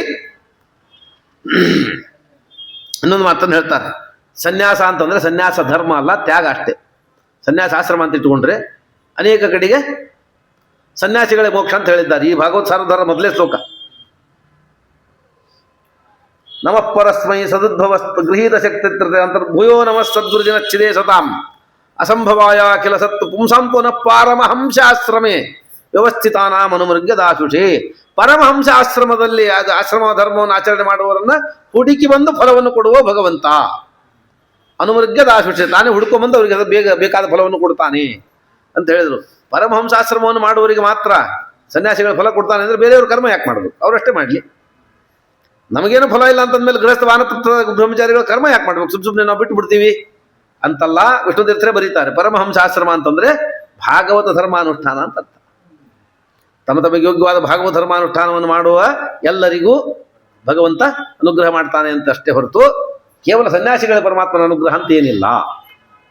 ತಮಗೆ ವಿಹಿತವಾದ ಕರ್ಮವನ್ನು ಮಾಡುವವರು ಯಾವುದೇ ಧರ್ಮದಲ್ಲಿರಲಿ, ಯಾವುದೇ ವರ್ಣದಲ್ಲಿರಲಿ, ಯಾವುದೇ ಆಶ್ರಮದಲ್ಲಿರಲಿ, ಅವರಿಗೆ ಭಗವಂತ ಅನುಗ್ರಹ ಮಾಡ್ತಾನೆ ಅಂತ ಇದರ ಮೊದಲೇ ಶ್ಲೋಕದಲ್ಲೇ ಬರೀತಾರೆ. ಅದಕ್ಕಾಗಿ ಸನ್ಯಾಸ ಅಂತ ಅರ್ಥ ಇಟ್ಟುಕೊಂಡ್ರೆ ಸನ್ಯಾಸಿಗಳಿಗೆ ಸಂಸಾರ ಮಾಡುವವರಿಗೆ, ಸಂಸಾರದಲ್ಲಿದ್ದವರಿಗೆ ಭಾಗವತ ಧರ್ಮಗಳಲ್ಲಿ ಪ್ರವೇಶವಿಲ್ಲ ಅಂತ ಆಗಿಬಿಡ್ತದೆ. ಆದ್ದರಿಂದ ಇಲ್ಲಿ ಸನ್ಯಾಸ ಅಂತ ಅನ್ನೋದಕ್ಕೆ ಮತ್ತೇನರ್ಥ ಅಂತ ಹೇಳ್ತಾ ಅಸ್ತೇಯ ನೋಡಿ. ಅದನ್ನ ಮೊದಲು ತ್ಯಾಗ, ಕೈವಲ್ಯ ಅಂದ್ರೆ ತ್ಯಾಗ ಅಂದ್ರು. ತ್ಯಾಗ ಅಂದ್ರೆ ಸನ್ಯಾಸ ಅಂದ್ರು. ಸನ್ಯಾಸ ಅಂತ ಅನ್ನೋದಕ್ಕೆ ಅರ್ಥವನ್ನು ಹೇಳಿದರು. ಸನ್ಯಾಸ ಅಂದ್ರೆ ಏನು? ಅಸ್ತೇಯ ಅಂತ ಹೇಳಿ. ಅಸ್ತೇಯ ಅಸ್ತೇಯ ಅಸ್ತೇಯ ಅಂದ್ರೆ ಏನು? ಕಳ್ಳತನ. ಸ್ಥೇನ ಅಂದ್ರೆ ಕಳ್ಳ, ಸ್ಥೇಯ ಅಂದ್ರೆ ಕಳ್ಳತನ. ಸ್ಥೇಯ ಅಂದ್ರೆ ಇನ್ನೊಬ್ಬರ ಪದಾರ್ಥವನ್ನ ತಗೊಳ್ಳೋದು ಅಥವಾ ಬಯಸೋದು. ಬಯಸೋದು ಕಳ್ಳತನವೇ. ಪದಾರ್ಥವನ್ನು ಎಲ್ಲರಿಗೂ ತಗೊಂಡು ಹೋಗ್ಲಿಕ್ಕೆ ಸಾಮರ್ಥ್ಯ ಇರೋದಿಲ್ಲ. ಅದರೊಳಗೆ ಸ್ವಲ್ಪ ಹೆಚ್ಚು ಧಾಷ್ಟ ಇದ್ದವ, ಹೆಚ್ಚು ದುಷ್ಟತನ ಇದ್ದವ ಹೊಡೆದು ಕಿತ್ಕೊಂಡು ಹೋಗ್ತಾನೆ. ಅಷ್ಟೆಲ್ಲೇ ಇದ್ದವ ಇದನ್ನ ಹತ್ತಿರ ಚೆನ್ನಾಗಿರ್ತೈತೆ ಅಂತ ಅನ್ಕೋತಾನೆ. ಅದು ಬೇಕು ಅಂತ ಅನ್ಕೋತಾನೆ, ತಗೊಳ್ಳಿಕ್ಕೆ ಸಾಮರ್ಥ್ಯ ಇಲ್ಲ ಅಂತ ಸುಮ್ಮನೆ ಕೂತಿರ್ತಾನೆ. ಅದು ಒಂಥರ ಮಾನಸಿಕ ಕಳ್ತನವೇ. ಇನ್ನೊಬ್ಬರ ಪದಾರ್ಥವನ್ನು ನಂದಾಗಬೇಕು ಅಂತ ಅನ್ಕೊಂಬೋದು ಕಳ್ತನ. ಆದ್ದರಿಂದ ಕರ್ಮಣ ಮನಸಾ ವಾಚ ಪರದ್ರವೇಶು ನಿಸ್ಪೃಹ. ಅಷ್ಟೇ ಅಂದ್ರೇನು? ಕೃತಿಯಿಂದಾಗಲಿ, ಮನಸ್ಸಿನಿಂದಾಗಲಿ, ಮಾತಿನಿಂದಾಗಲಿ ಇನ್ನೊಬ್ಬರ ಪದಾರ್ಥಗಳನ್ನು ಬಯಸದೇ ಇರೋದೇ ಅಸ್ತೇಯ. ಅಸ್ತೇಯ ಕಳ್ತನ ಮಾಡದೇ ಇರೋದು ಅಂತ ಹೇಳಿದ್ದಾರೆ. ಆದರೆ ಪರದ್ರವ್ಯಾಪಹರಣವನ್ನು ಮಾಡದೇ ಇರೋದು ಅಸ್ತೇಯ ಅಂತ ಅನ್ನಿಸ್ತದೆ. ಇದು ನೈತಿಕ ಪಾಪ ಹೇಳಿದ್ದಾರೆ. ಆದರೆ ಇಲ್ಲಿ ಸ್ಥೇಯ ಅಂತಂದ್ರೆ ವಿಷ್ಣುತೀರ್ಥರು ಏನು ಹೇಳಿಕೊಟ್ಟಿದ್ದಾರೆ ಅಂತಂದ್ರೆ, ಸಾಮಾನ್ಯ ಯಾರದೋ ಒಂದು ಪದಾರ್ಥವನ್ನ ತಗೊಂಡ್ರೆ ಕಳ್ತನ ಅಂತೀವಿ, ಬೇಕು ಅಂದ್ರೆ ಕಳ್ತನ ಅಂತೀವಿ. ಅದು ಅವನ ಹತ್ರ ಇರ್ತದೆ, ನಮ್ಮ ಹತ್ರ ಇರ್ತದೆ. ಈಗ ಯಾರ್ದೊಂದು 50 ರೂಪಾಯಿ ಬಿದ್ದಿತ್ತು, ಗೊತ್ತಿತ್ತು ನನಗೆ ನಂದಲ್ಲ ಅಂತ ಹೇಳಿ. ಆದ್ರೂ ಆ ಕಡೆ ಈ ಕಡೆ ನೋಡ್ದ, ಯಾರು ನೋಡ್ಲಿಕ್ಕೆ ಎತ್ತಿಗೆ ಹಾಕೊಂಬಿಟ್ಟ. ಇವನ ಹತ್ರ ಮೊದಲು 50 ರೂಪಾಯಿ ಇತ್ತು, ಇವನ ಹತ್ರ ಇದ್ದದನ್ನೇ ಹಾಕೊಂಡ. ಇವ ಏನು ದೊಡ್ಡ ಅದರಿಂದ ದೊಡ್ಡ ಸಂಪತ್ತು ಪ್ರಾಪ್ತಿ ಏನಾಗಿಲ್ಲ ಇವನಿಗೆ. ತನ್ನ ಹತ್ರ ಇತ್ತು, ಅದನ್ನು ಸೇರಿಸಿಕೊಂಡ ಲೋಭದಿಂದ. 10, 20, 50, 100 ರೂಪಾಯಿ ಇವನ ಹತ್ರ ಇದ್ದದನ್ನೇ ಕದ್ರೆ ಕಳ್ತನ ಮಹಾಪಾಪ ಅಂತಂತೀರಿ. ನಿಮ್ಮ ಹತ್ರ ಇಲ್ಲೇ ಇಲ್ಲ, ಯಾವತ್ತಿಗೂ ನಿಮ್ಮ ಹತ್ರ ಬರ್ಲಿಕ್ಕೆ ಸಾಧ್ಯವೇ ಇಲ್ಲ. ಅಂಥದ್ದನ್ನು ಕದ್ರೆ ನಿಮ್ದು ಎಂದಿಗೂ ಆಗ್ಲಿಕ್ಕೆ ಸಾಧ್ಯವೇ ಇಲ್ಲ. ಅದನ್ನು ಕದ್ದಿಟ್ಕೊಂಡ್ರೆ ದೊಡ್ಡ ಪಾಪ. ಆಸ್ತಿ ಯಾವುದು? ಸ್ವಾತಂತ್ರ್ಯ. ಸ್ವಾತಂತ್ರ್ಯ ನಂದು ಅಂತ ಅನ್ಕೋಬೋದು ಅಷ್ಟೇ. ಅಂದ್ರೆ ಆಗ ವಿಷ್ಣು ತೀರ್ಥರು ಈ ಸನ್ಯಾಸ ಶಬ್ದಕ್ಕೆ ಇಲ್ಲಿ ತೊಗೊಂಬಂದ್ರಿ. ಅಂದ್ರೆ ನಮಗೆ ಎಂದಿಗೂ ಇಲ್ಲದೆ ಇರುವ ಧರ್ಮ ಯಾವುದು? ಸ್ವಾತಂತ್ರ್ಯ. ದೇವರು ಎಂದಿಗೂ ಯಾರಿಗೂ ಸ್ವಾತಂತ್ರ್ಯ ಕೊಡೋದಿಲ್ಲ. ಲಕ್ಷ್ಮೀ ದೇವಿಗೂ ಕೊಟ್ಟಿಲ್ಲ. ಲಕ್ಷ್ಮೀ ದೇವಿಗೂ ಸ್ವಾತಂತ್ರ್ಯ ಇಲ್ಲ, ದೇವರ ಅಧೀನಗಳೇ. ಆದರೆ ದೇವರಿಗೆ ಮಾತ್ರ ಅಧೀನಗಳು, ಬೇರೆಯವರು ಇನ್ನೂ ಬಹಳ ಜನಕ್ಕೆ ಅಧೀನರಾಗಿರಬೇಕು. ಅಂತೂ ಸ್ವಾತಂತ್ರ್ಯ ದೇವರಲ್ಲಿ ಮಾತ್ರ ಇರುವ ಧರ್ಮ. ಹಾಗಾಗಿ ಅಂಥದನ್ನು ನಾನು ಸ್ವತಂತ್ರ ಅಂತ ಅನ್ಕೊಂಡ್ರೆ, ದೇವರಲ್ಲಿರುವ ಧರ್ಮವನ್ನು ನಾನು ನನ್ನದು ಅಂತ ಅನ್ಕೊಂಡ್ರೆ ಸ್ಥೇಯ, ಕಳ್ತನ. ದೇವರ ಧರ್ಮವನ್ನು ಕಳ್ತನ ಮಾಡಿದ ಪಾಪ ಬರ್ತದೆ. ಸ್ಥೇಯತ್ವ ಕಳ್ತನ ಮಾಡಿದ್ದು ಬರ್ತದೆ. ದೇವರಿಗಿರುವ ಧರ್ಮ ನನಗೆ ಬೇಕು ಅದು ಅನ್ಕೊಂಡು, ಅಥವಾ ನನಗಿದೆ ಅಂತ ಅನ್ಕೊಂಬೋದು. ನನಗೆ ಬೇಕು ಅನ್ಕೊಂಡ್ರು ಕಳ್ತನ, ನನ್ನದು ಅಂತ ಅನ್ಕೊಂಡ್ರು ಕಳ್ತನ. ಹಾಗಾಗಿ ಸ್ವಾತಂತ್ರ್ಯ ನನಗಿದೆ ಅಂತ ಅನ್ಕೊಂಬೋದೇ ಕಳ್ತನ. ನಾನು ಯಾವ ಕರ್ಮಗಳನ್ನು ಸ್ವತಂತ್ರವಾಗಿ ಮಾಡ್ಲಿಕ್ಕೆ ಆಗೋದಿಲ್ಲ ಅಂತ ಗೊತ್ತಿದೆ, ಆದರೂ ನಾನು ಮಾಡಿದೆ, ನಾನು ಮಾಡುವ, ನಾನು ಕರ್ತ ಅಂತ ಹೇಳಿ ಕರ್ತೃತ್ವ ಏನು ಅನ್ಕೋತೀವಲ್ಲ, ಇದು ಕಳ್ತನ. ಹಾಗಾಗಿ ದೇವರಲ್ಲಿರುವ ಕರ್ತೃತ್ವ, ದೇವರಲ್ಲಿರುವ ಸ್ವಾತಂತ್ರ್ಯವನ್ನ ನನ್ನದು ಅಂತ ಅನ್ಕೊಂಬೋದು ಕಳ್ತನ ಇದನ್ನು ಮಾಡದಿರೋದಷ್ಟೇ. ಹಾಗಾಗಿ ಕರ್ತೃತ್ವ, ಭಗವಂತನ ಕರ್ತೃತ್ವ, ಭಗವಂತನ ಕಾರ್ಯತ್ವ ಇತ್ತ ಅನುಸಂಧಾನವನ್ನು ಮಾಡಿ ಭಗವಂತನಿಂದ ಅಪಹಾರ ಮಾಡಿದಂತೆ ಆಗ್ತದೆ. ಯಾಕಂದ್ರೆ ದೇವರಿಗಿರೋದು ಮೂರು ದೊಡ್ಡ ಧರ್ಮಗಳು: ಕರ್ತೃತ್ವ, ಸ್ವಾಮಿತ್ವ, ಭೋಕ್ತೃತ್ವ. ಎಲ್ಲ ಕರ್ತೃತ್ವ ಮಾಡುವ ಅವನೇ, ಎಲ್ಲದಕ್ಕೆ ಸ್ವಾಮಿ ಅವನೇ, ಎಲ್ಲದರ ಫಲಭೋಗ ಮಾಡುವವ ಅವನೇ. ರಾಯರಂತಾರೆ ಸರ್ವಕರ್ಮ ಕರ್ತ್ರ, ಸರ್ವಕರ್ಮ ಕಾರಯಿತ್ರ, ಸರ್ವಕರ್ಮ ಫಲಭೋಕ್ತ್ರ, ಸರ್ವಕರ್ಮ ಫಲಭೋಜಯಿತ್ರ ಅಂತ ಪ್ರಾತಃ ಸಂಕಲ್ಪದಲ್ಲಿ ರಾಯರು ಈ ಮೂರು ಹೇಳ್ತಾರೆ, ಮೂರು ವಿಶೇಷಣವನ್ನು ಹೇಳ್ತಾರೆ. ಹಾಗಾಗಿ ಆ ಭಗವಂತನಿಂದ, ಭಗವಂತನಲ್ಲಿ ಮಾತ್ರ ಇರುವ ಗುಣಗಳನ್ನು ನಂದು ಅಂತ ಅನ್ಕೊಂಡ್ರೆ ಕಳ್ತನ ಮಾಡಿದಂತೆ ಆಗುತ್ತೆ. ಹಾಗಾಗಿ ಅಷ್ಟೇ, ಅಂದರೆ ಈ ಗುಣಗಳು ನನ್ನಲ್ಲಿ ಇಲ್ಲ, ದೇವರದ್ದು ಅಂತ ಅನ್ಕೊಂಬೋದು. ಹಾಗಾಗಿ ಇನ್ನೊಬ್ಬರ ಪದಾರ್ಥವನ್ನ ನಿಮ್ದಿರ್ಬೇಕು ನೋಡ್ರಿ, ನಂದಲ್ಲ ಅಂತ ಕೊಟ್ಟರೆ ಕಳ್ತನ ಅಲ್ಲ. ನಂದು ಅಂತ ಅನ್ಕೊಂಡ್ರೆ ಕಳ್ತನ. ಇಷ್ಟೇ ಅನ್ಕೊಂಡ್ರೆ ಕಳ್ತನ, ನಂದು ಅಂತ ಅನ್ಕೊಂಡ್ರೆ ಕಳ್ತನ. ಅದನ್ನ ಎಲ್ಲ ಹೊತ್ಕೊಂಡೇ ಹೋಗ್ಬೇಕಾಗಿಲ್ಲ. ಸೈಟ್ ಕಳ್ತನ ಮಾಡಿದ ಒಂದು ಅರ್ಥ ಏನು? ದುಡ್ಡು ಕಳ್ತನ ಮಾಡಿದ ಹೊತ್ಕೊಂಡು ಹೋಗ್ತಾನೆ, ಬೆಳ್ಳಿ ಬಂಗಾರ ಕಳ್ತನ ಮಾಡಿದ ತಗೊಂಡು ಹೋಗ್ತಾನೆ. ಸೈಟ್ ಕಳ್ತನ ಮಾಡೋಂದ್ರಿ ಅವನು, ಅವನ ಹೆಸರು ಕಿತ್ತಿ ತನ್ನ ಹೆಸರು ಹಾಕ್ತಾನೆ, ನಂದು ಅನ್ಕೊಂಡು ಅಷ್ಟೇ ಕಳ್ತನ. ಅದಕ್ಕೆ ದಿಸ್ ಸೈಟ್ಸ್ ಬಿಲಾಂಗ್ಸ್ ಅಂತ ಬರ್ಕೊಂಡಿದ್ರು, ಭಾಳ ದಿವಸ ಆಗಿತ್ತು, ಬೆಂಗಳೂರಿಗೆಲ್ಲ ಹೋಗಿದ್ರು, ಬಂದಿದ್ದಿಲ್ಲ, ಅವ್ರ ಬೋರ್ಡ್ ಕಿತ್ತೋಗಿ ತನ್ನ ಹೆಸರು ಹಾಕೊಂಡು ಕೂತ್ಕೊಂಡ್ಬಿಟ್ಟು ಇದೇ ಕಳ್ತಾನ. ಮತ್ತೇನು, ಅದನ್ನ ಹೊತ್ಕೊಂಡು ಹೋಗ್ಬೇಕಾಗಿಲ್ಲ. ಹಾಗಾಗಿ ನಂದು ಅಂದ್ಕೊಂಡು ಕಳ್ತನ ಆಗುತ್ತೆ. ಹಾಗಾಗಿ ದೇವರಲ್ಲಿರುವ ಧರ್ಮವನ್ನು ಏನು ತಗೋಬೇಕಾಗಿಲ್ಲ, ನಂದು ಅನ್ಕೊಂಡ್ರೆ ಸಾಕು ಕಳ್ತನ. ದೇವರಲ್ಲಿರುವ ಧರ್ಮ ಕರ್ತೃತ್ವ, ಸ್ವಾಮಿತ್ವ, ಭೋಕ್ತೃತ್ವ ಮೂರು, ಈ ಧರ್ಮಗಳನ್ನ ನಂದು ಅನ್ಕೊಂಡ್ರಂತ ಕಳ್ತನ ಆಗ್ತದೆ. ಆದ್ದರಿಂದ ಇವೆಲ್ಲ ನಂದು ಅಂತ ಅನ್ಕೊಂಬೋದೇ ಕಳ್ತನ, ದೊಡ್ಡ ಪಾಪ. ಈಗ ಯಾಕೆ ಆಗ್ತದೆ ಇದು ಮಾಡಬಾರ್ದು ಅಂತ ಹೇಳಿದ್ರೆ? ಹಿಂಗಾಗ್ಲಿಕ್ಕೆ ಕಾರಣ ಏನು ಅಂತ ಹೇಳ್ತಾರೆ. ಸಂಸಾರ ಅಂದ್ರೆ ದೇಹ ಮತ್ತು ಇಂದ್ರಿಯಗಳು ಸೇರ್ಕೊಂಡಿರೋದೇ ಸಂಸಾರ. ಭಗವಂತನಿಗೆ ಜೀವನಿಗೆ ಅನಾದಿ ಕಾಲದಿಂದ ಸಂಸಾರ ಇದೆ ಅಂದ್ರೆ ದೇಹ ಇದೆ. ಈ ಪಾಂಚಭೌತಿಕ ಶರೀರ ಬಂದು ಹೋಗುತ್ತೆ, ಅದನ್ನು ಬಿಟ್ಟು ಸ್ವರೂಪ ದೇಹ, ಅನಿರುದ್ಧ ದೇಹ ಇದೆ, ಲಿಂಗ ದೇಹ ಅನಾದಿಯಾಗಿದೆ. ಇದರ ಮೇಲಿನ ಈ ಪಾಂಚಭೌತಿಕ ದೇಹ ಬರ್ತದೆ, ಹೋಗ್ತದೆ, ಮತ್ತೆ ಬಂದು ಹೋಗಿ ಮಾಡ್ತಿರ್ತದೆ. ಅದರ ಲಿಂಗ ದೇಹದ ತನಕ ದೇಹಗಳು ಶಾಶ್ವತವಾಗೇ ಇರ್ತದೆ. ಶಾಶ್ವತವಾಗಿದೆ ಅಂದರೆ ಆ ಲಿಂಗ ದೇಹ ಹೋಗೋ ತನಕ ಅದಿರ್ತದೆ. ಹಾಗಾಗಿ ಯಾವುದೋ ಒಂದು ಶರೀರದಿಂದ ಇದ್ದೇ ಇರ್ತಾನೆ ಜೀವ, ಶರೀರ ಇಲ್ಲ ಅಂತ ಆಗೋದಿಲ್ಲ, ದೇಹಿಯಾಗಿ ಇರ್ತಾನೆ ಇವನು. ಈ ಅನಾದಿ ಕಾಲದಿಂದ ಭಗವಂತನ ಇಚ್ಛೆಯಿಂದ ಯಾವ ಶರೀರ ಬರ್ತದೋ ಅದರೊಳಗೆ ಇರಬೇಕು, ಇವ ವಾಸ ಮಾಡ್ಕೊಂಡಿದ್ದಾನೆ. ಆದರೆ ಈ ಸಂಸಾರ ಇದ್ದಾನಲ್ಲ, ಈ ಅನಾದಿ ಸಂಸಾರದಿಂದ ಇದ್ದ ಕಾರಣಕ್ಕಾಗಿ ಏನಾಗಿದೆ ಅಂತಂದ್ರೆ, ಈ ಭಗವಂತನ ಸ್ವಾಮಿತ್ವ, ಕರ್ತೃತ್ವ, ಭೋಕ್ತೃತ್ವವನ್ನು ಚೆನ್ನಾಗಿ ತಿಳಿಯದೆ ನಂದು ಅಂತ ಅನ್ಕೊಂಬೋ ಅಜ್ಞಾನವೇ ದೊಡ್ಡ ಕಾರಣ ಇದೆ. ಅಜ್ಞಾನದಿಂದ ಇರೋ ಸೇರ್ಕೊಂಡಿದ್ದಾನೆ ಇವ. ಯಥೋ ಶೋಕಮಭಯಾಪಹ. ಆದ್ದರಿಂದ ದೇಹದ ಮೇಲೆ ಮೋಹ ಜಾಸ್ತಿ, ದೇಹದ ಮೇಲೆ ಮೋಹ ಜಾಸ್ತಿ ಇದ್ದದಕ್ಕೆ ನಾನು ಅಂತಾನೆ. ದೇಹ ಬೇರೆ, ನಾನು ಬೇರೆ ಅಂತ ಅನ್ನೋ ಜ್ಞಾನ ಯಾರಿಗಿಲ್ಲ? ಎಲ್ಲರಿಗೂ ಗೊತ್ತಿದೆ. ನನ್ನ ದೇಹ ಅಂತ ಅಂತಾನೆ, ನಾನು ದೇಹ ಅಂತ ಯಾರು ಅನ್ನೋದಿಲ್ಲ. ಅದು ನನ್ನ ದೇಹ. ಆದ್ರೆ ದೇಹ ನನ್ನದು ಅಂತ ಆಗೋದು ಎಷ್ಟು ಹತ್ತಿರ ಇದೆ ಅಂತಂದ್ರೆ, ನನ್ನದು ಅಂತ ಅಂದು ಅದನ್ನು ಕೊಡಿಗೆ ನಾನು ಅಂತ ಅನ್ನುವಷ್ಟು ಹತ್ರ ಇದೆ ಅದು. ನಮ್ದವ್ರು ಎಲ್ಲ ಒಂದೇ ರೀ, ಏನು ವ್ಯತ್ಯಾಸ ಇಲ್ಲ. ನಾವಿದ್ರೆ ಅವ್ರು ಇದ್ದಂಗೆ ಅಂತ ಅಲ್ಲ. ಅಭಿಮಾನ ಜಾಸ್ತಿ ಆದ್ರೆ ಅವರಿದ್ರೆ ನಾವಿದ್ದಂಗೆ ಆಯ್ತು ಅನ್ನುವಂತೆ ದೇಹದ ಜೊತೆಗೆ ಜಾಸ್ತಿ ಇದ್ದು ಇಷ್ಟು ಅಭಿಮಾನ ಆಗಿದೆಯಲ್ಲ, ದೇಹ ನನ್ನದು ಅಂತ ಹೋಗಿ ನಾನೇ ದೇಹ ಅಂತ ಅನ್ನುವಷ್ಟರ ಮಟ್ಟಿಗೆ ಅಭಿಮಾನ ಮೂಡ್ತದೆ.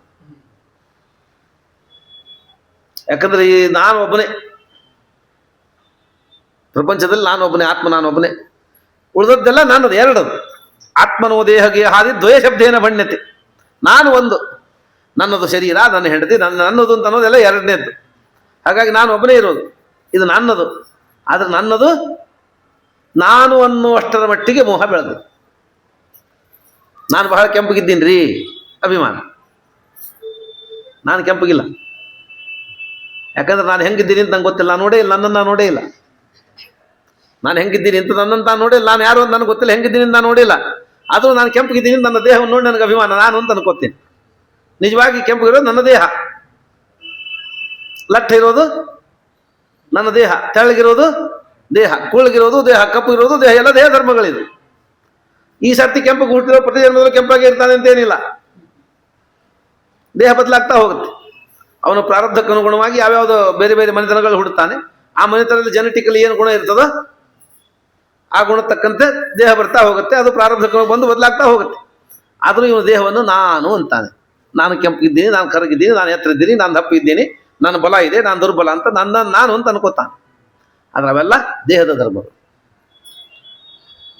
ನಾನು ನನ್ನ ದೇಹ ಅಂತ ಮಾತಾಡಿದವನು ಹೊಡೆದ್ರೆ ನನಗ್ಯಾಕೆ ಹೊಡೆದೆ ಅಂತಾನೆ.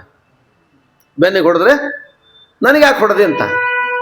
ನನಗ್ಯಾಕೆ ಹೊಡೆದೆ ಅಂತಲ್ಲಿ ಕಾರಣ ಏನು? ನಾನು ಬಹಳ ಹತ್ತಿರವಾಗಿದೆ ಅನ್ನೋದಕ್ಕೆ ನಾನಾಗಿದೆ. ಮನೆಯನ್ನು ಬಹಳ ಆತ್ಮೀಯ, ಆದ್ರೆ ಮನೆಗೆ ಹೊಡೆದ್ರೆ ನನಗ್ಯಾಕೆ ಹೊಡೆದೆ ಅಂತ ಅನ್ನೋದಿಲ್ಲ. ನನ್ನ ಮನೆಗೆ ಯಾಕೆ ಹೊಡೆದೆ ಅಂತ. ಮನೇನು ಬಹಳ ಅಭಿಮಾನ, ಆದ್ರೆ ಮನೆ ಸ್ವಲ್ಪ ದೂರ ಇದೆ. ಮನೆ ನನ್ನಿಂದ ಸ್ವಲ್ಪ ದೂರ ಇದೆ, ಹಾಗಾಗಿ ನನ್ನ ಮನೆಗೆ ಯಾಕೆ ಹೊಡೆದೆ ಅಂತ. ನನ್ನ ಮನೆಗೆ ಯಾಕೆ ಕಲ್ಲು ಹೋಗದೆ ಅಂತ. ನನ್ನ ಮನೆ ಮುಂದೆ ಗಾಡಿ ನಿಲ್ಲಿಸ್ದೆ ಅಂತ.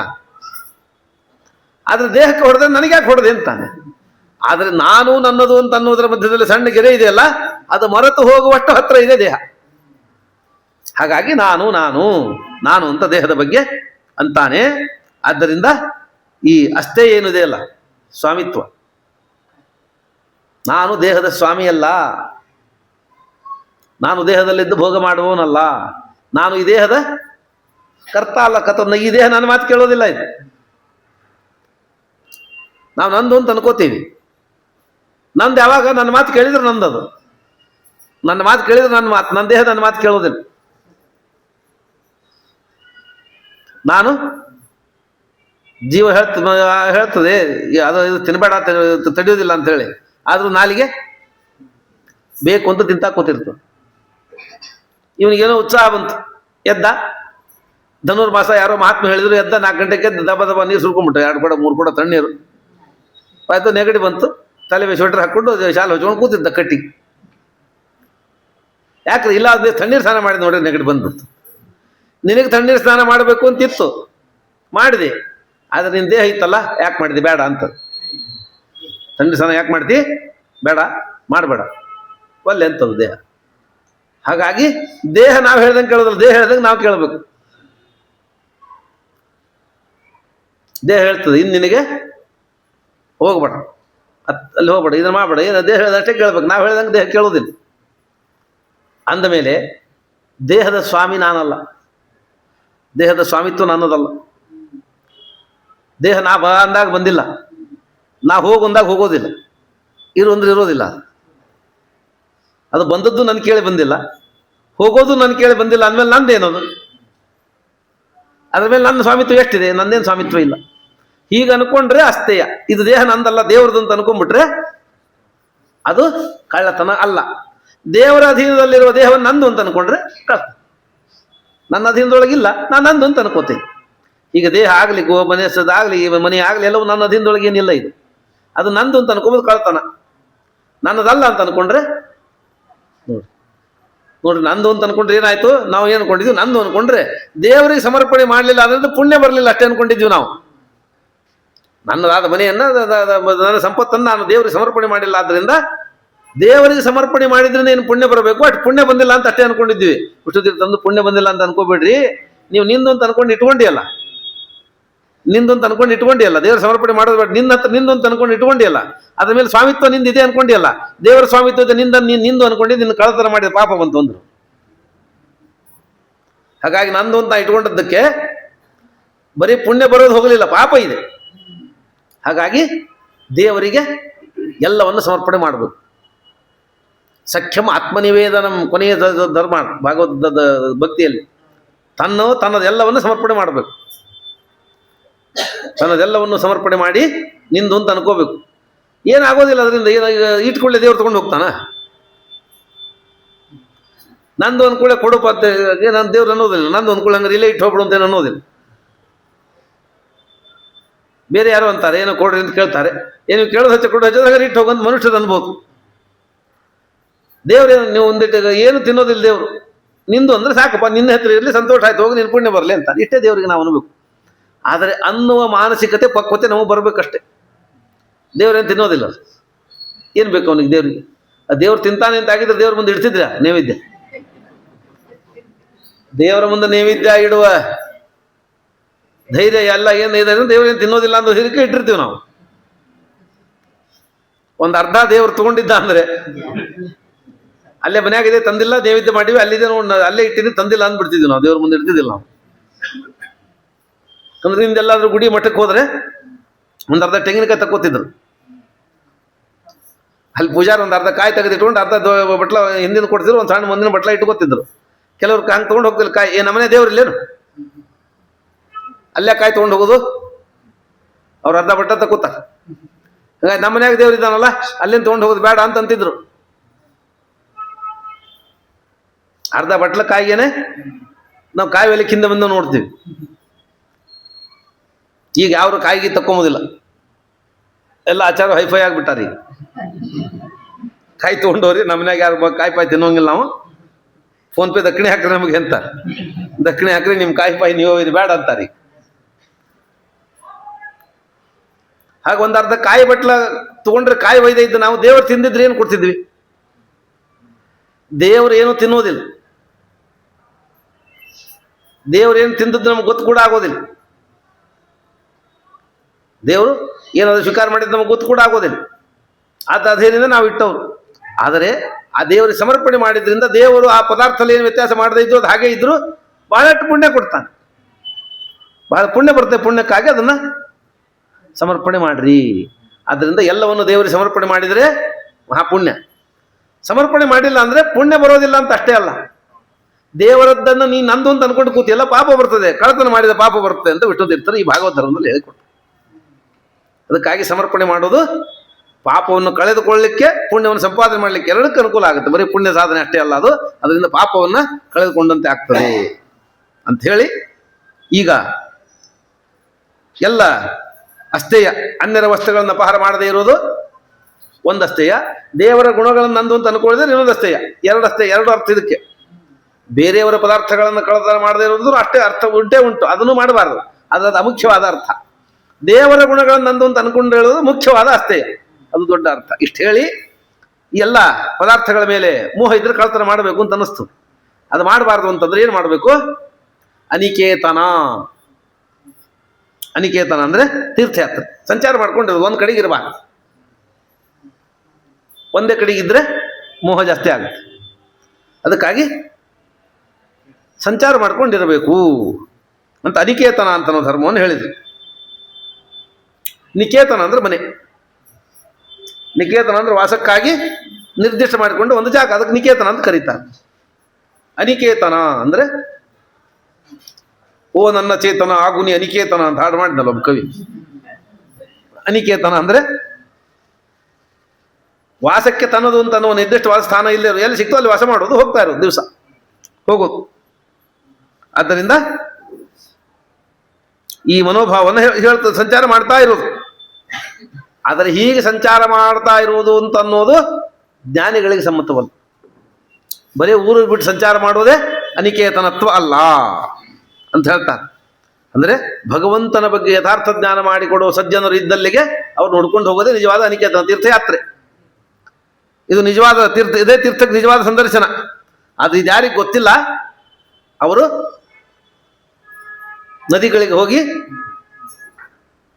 ನೀರನ್ನೇ ತೀರ್ಥ ಅಂತ ಅನ್ಕೋತಾರೆ. ಯತ್ತೀರ್ಥ ಬುದ್ಧಿ ಸಲ್ಲೇ ತ್ರಿಧಾತುಕೆ, ಮೂರು ತತ್ವಗಳಿಂದ ಆದ ನೀರನ್ನೇ ತೀರ್ಥ ಅಂತ ಅನ್ಕೋತಾರ. ಯತ್ತೀರ್ಥ ಬುದ್ಧಿ ಸಲ್ಲೇ ತ್ರಿಧಾತುಕೆ ಸಯೇವ ಗೋಖರ ಅಂದ್ರವರು ಭಾಗವತ ಮಾತಿದ್ರು. ಯಾರು ನೀರನ್ನ ತೀರ್ಥ ಅಂತ ಅನ್ಕೋತಾನೆ, ದೇವರನ್ನ ಪ್ರತಿಮೆಯನ್ನ ದೇವರು ಅಂತ ಅನ್ಕೋತಾನೆ, ತೀರ್ಥಕ್ಕೆ ಕ್ಷೇತ್ರಕ್ಕೆ ಹೋಗಿ ದೇವರ ದರ್ಶನ ಆಯ್ತು, ಪ್ರತಿಮೆಯನ್ನು ನೋಡಿ ದೇವರ ದರ್ಶನ ಆಯ್ತು ಅಂತ ಅನ್ಕೋತಾನೆ. ಯಾರು ಕಲ್ಲು ಮಣ್ಣುಗಳಿಂದ ಮಾಡಿದ ಪ್ರತಿಮೆಯನ್ನು ದೇವರು ಅಂತ ಅನ್ಕೋತಾನೆ, ಕಣ್ಣಿಗೆ ಕಾಣುವ ನೀರನ್ನು ತೀರ್ಥ ಅಂತ ಅನ್ಕೋತಾನೆ. ಸಯೇವ ಗೋಖರಹ, ಗೋಖರ ಅಂದ್ರೆ ಹೆಸರುಗತ್ತೆ, ಗೋಖರಕ್ಕೆ ಹೆಸರುಗತ್ತೆ ಗೋಖರ ಅಂತ ಕರೀತಾರೆ. ಅವನು ದೊಡ್ಡ ಹೆಸರುಗತ್ತೆ ಇದ್ದಂತೆ ಅಂದ್ರು, ಅವನಿಗೆ ಜ್ಞಾನ ಇಲ್ಲ. ಯಾಕಂದ್ರೆ ನೀರು ತೀರ್ಥವಲ್ಲ, ನೀರು ಜಡವಾದ ಪದಾರ್ಥ, ಅದಕ್ಕೇನು ಶುದ್ಧಿ ಮಾಡುವ ಸಾಮರ್ಥ್ಯ ಇಲ್ಲ. ಶುದ್ಧಿ ಆಗೋದು ತೀರ್ಥದಲ್ಲಿರುವ ಅಭಿಮಾನಿ ದೇವತೆಯಿಂದ.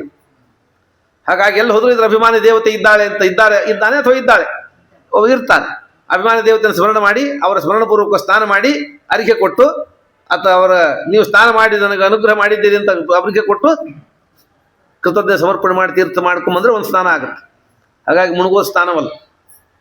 ಹಾಗಾಗಿ ತೀರ್ಥಕ್ಕೆ ಅಭಿಮಾನಿ ದೇವತೆಗಳಿದ್ದಾರೆ. ಪ್ರತಿಮೆಯನ್ನು ದೇವರಲ್ಲ.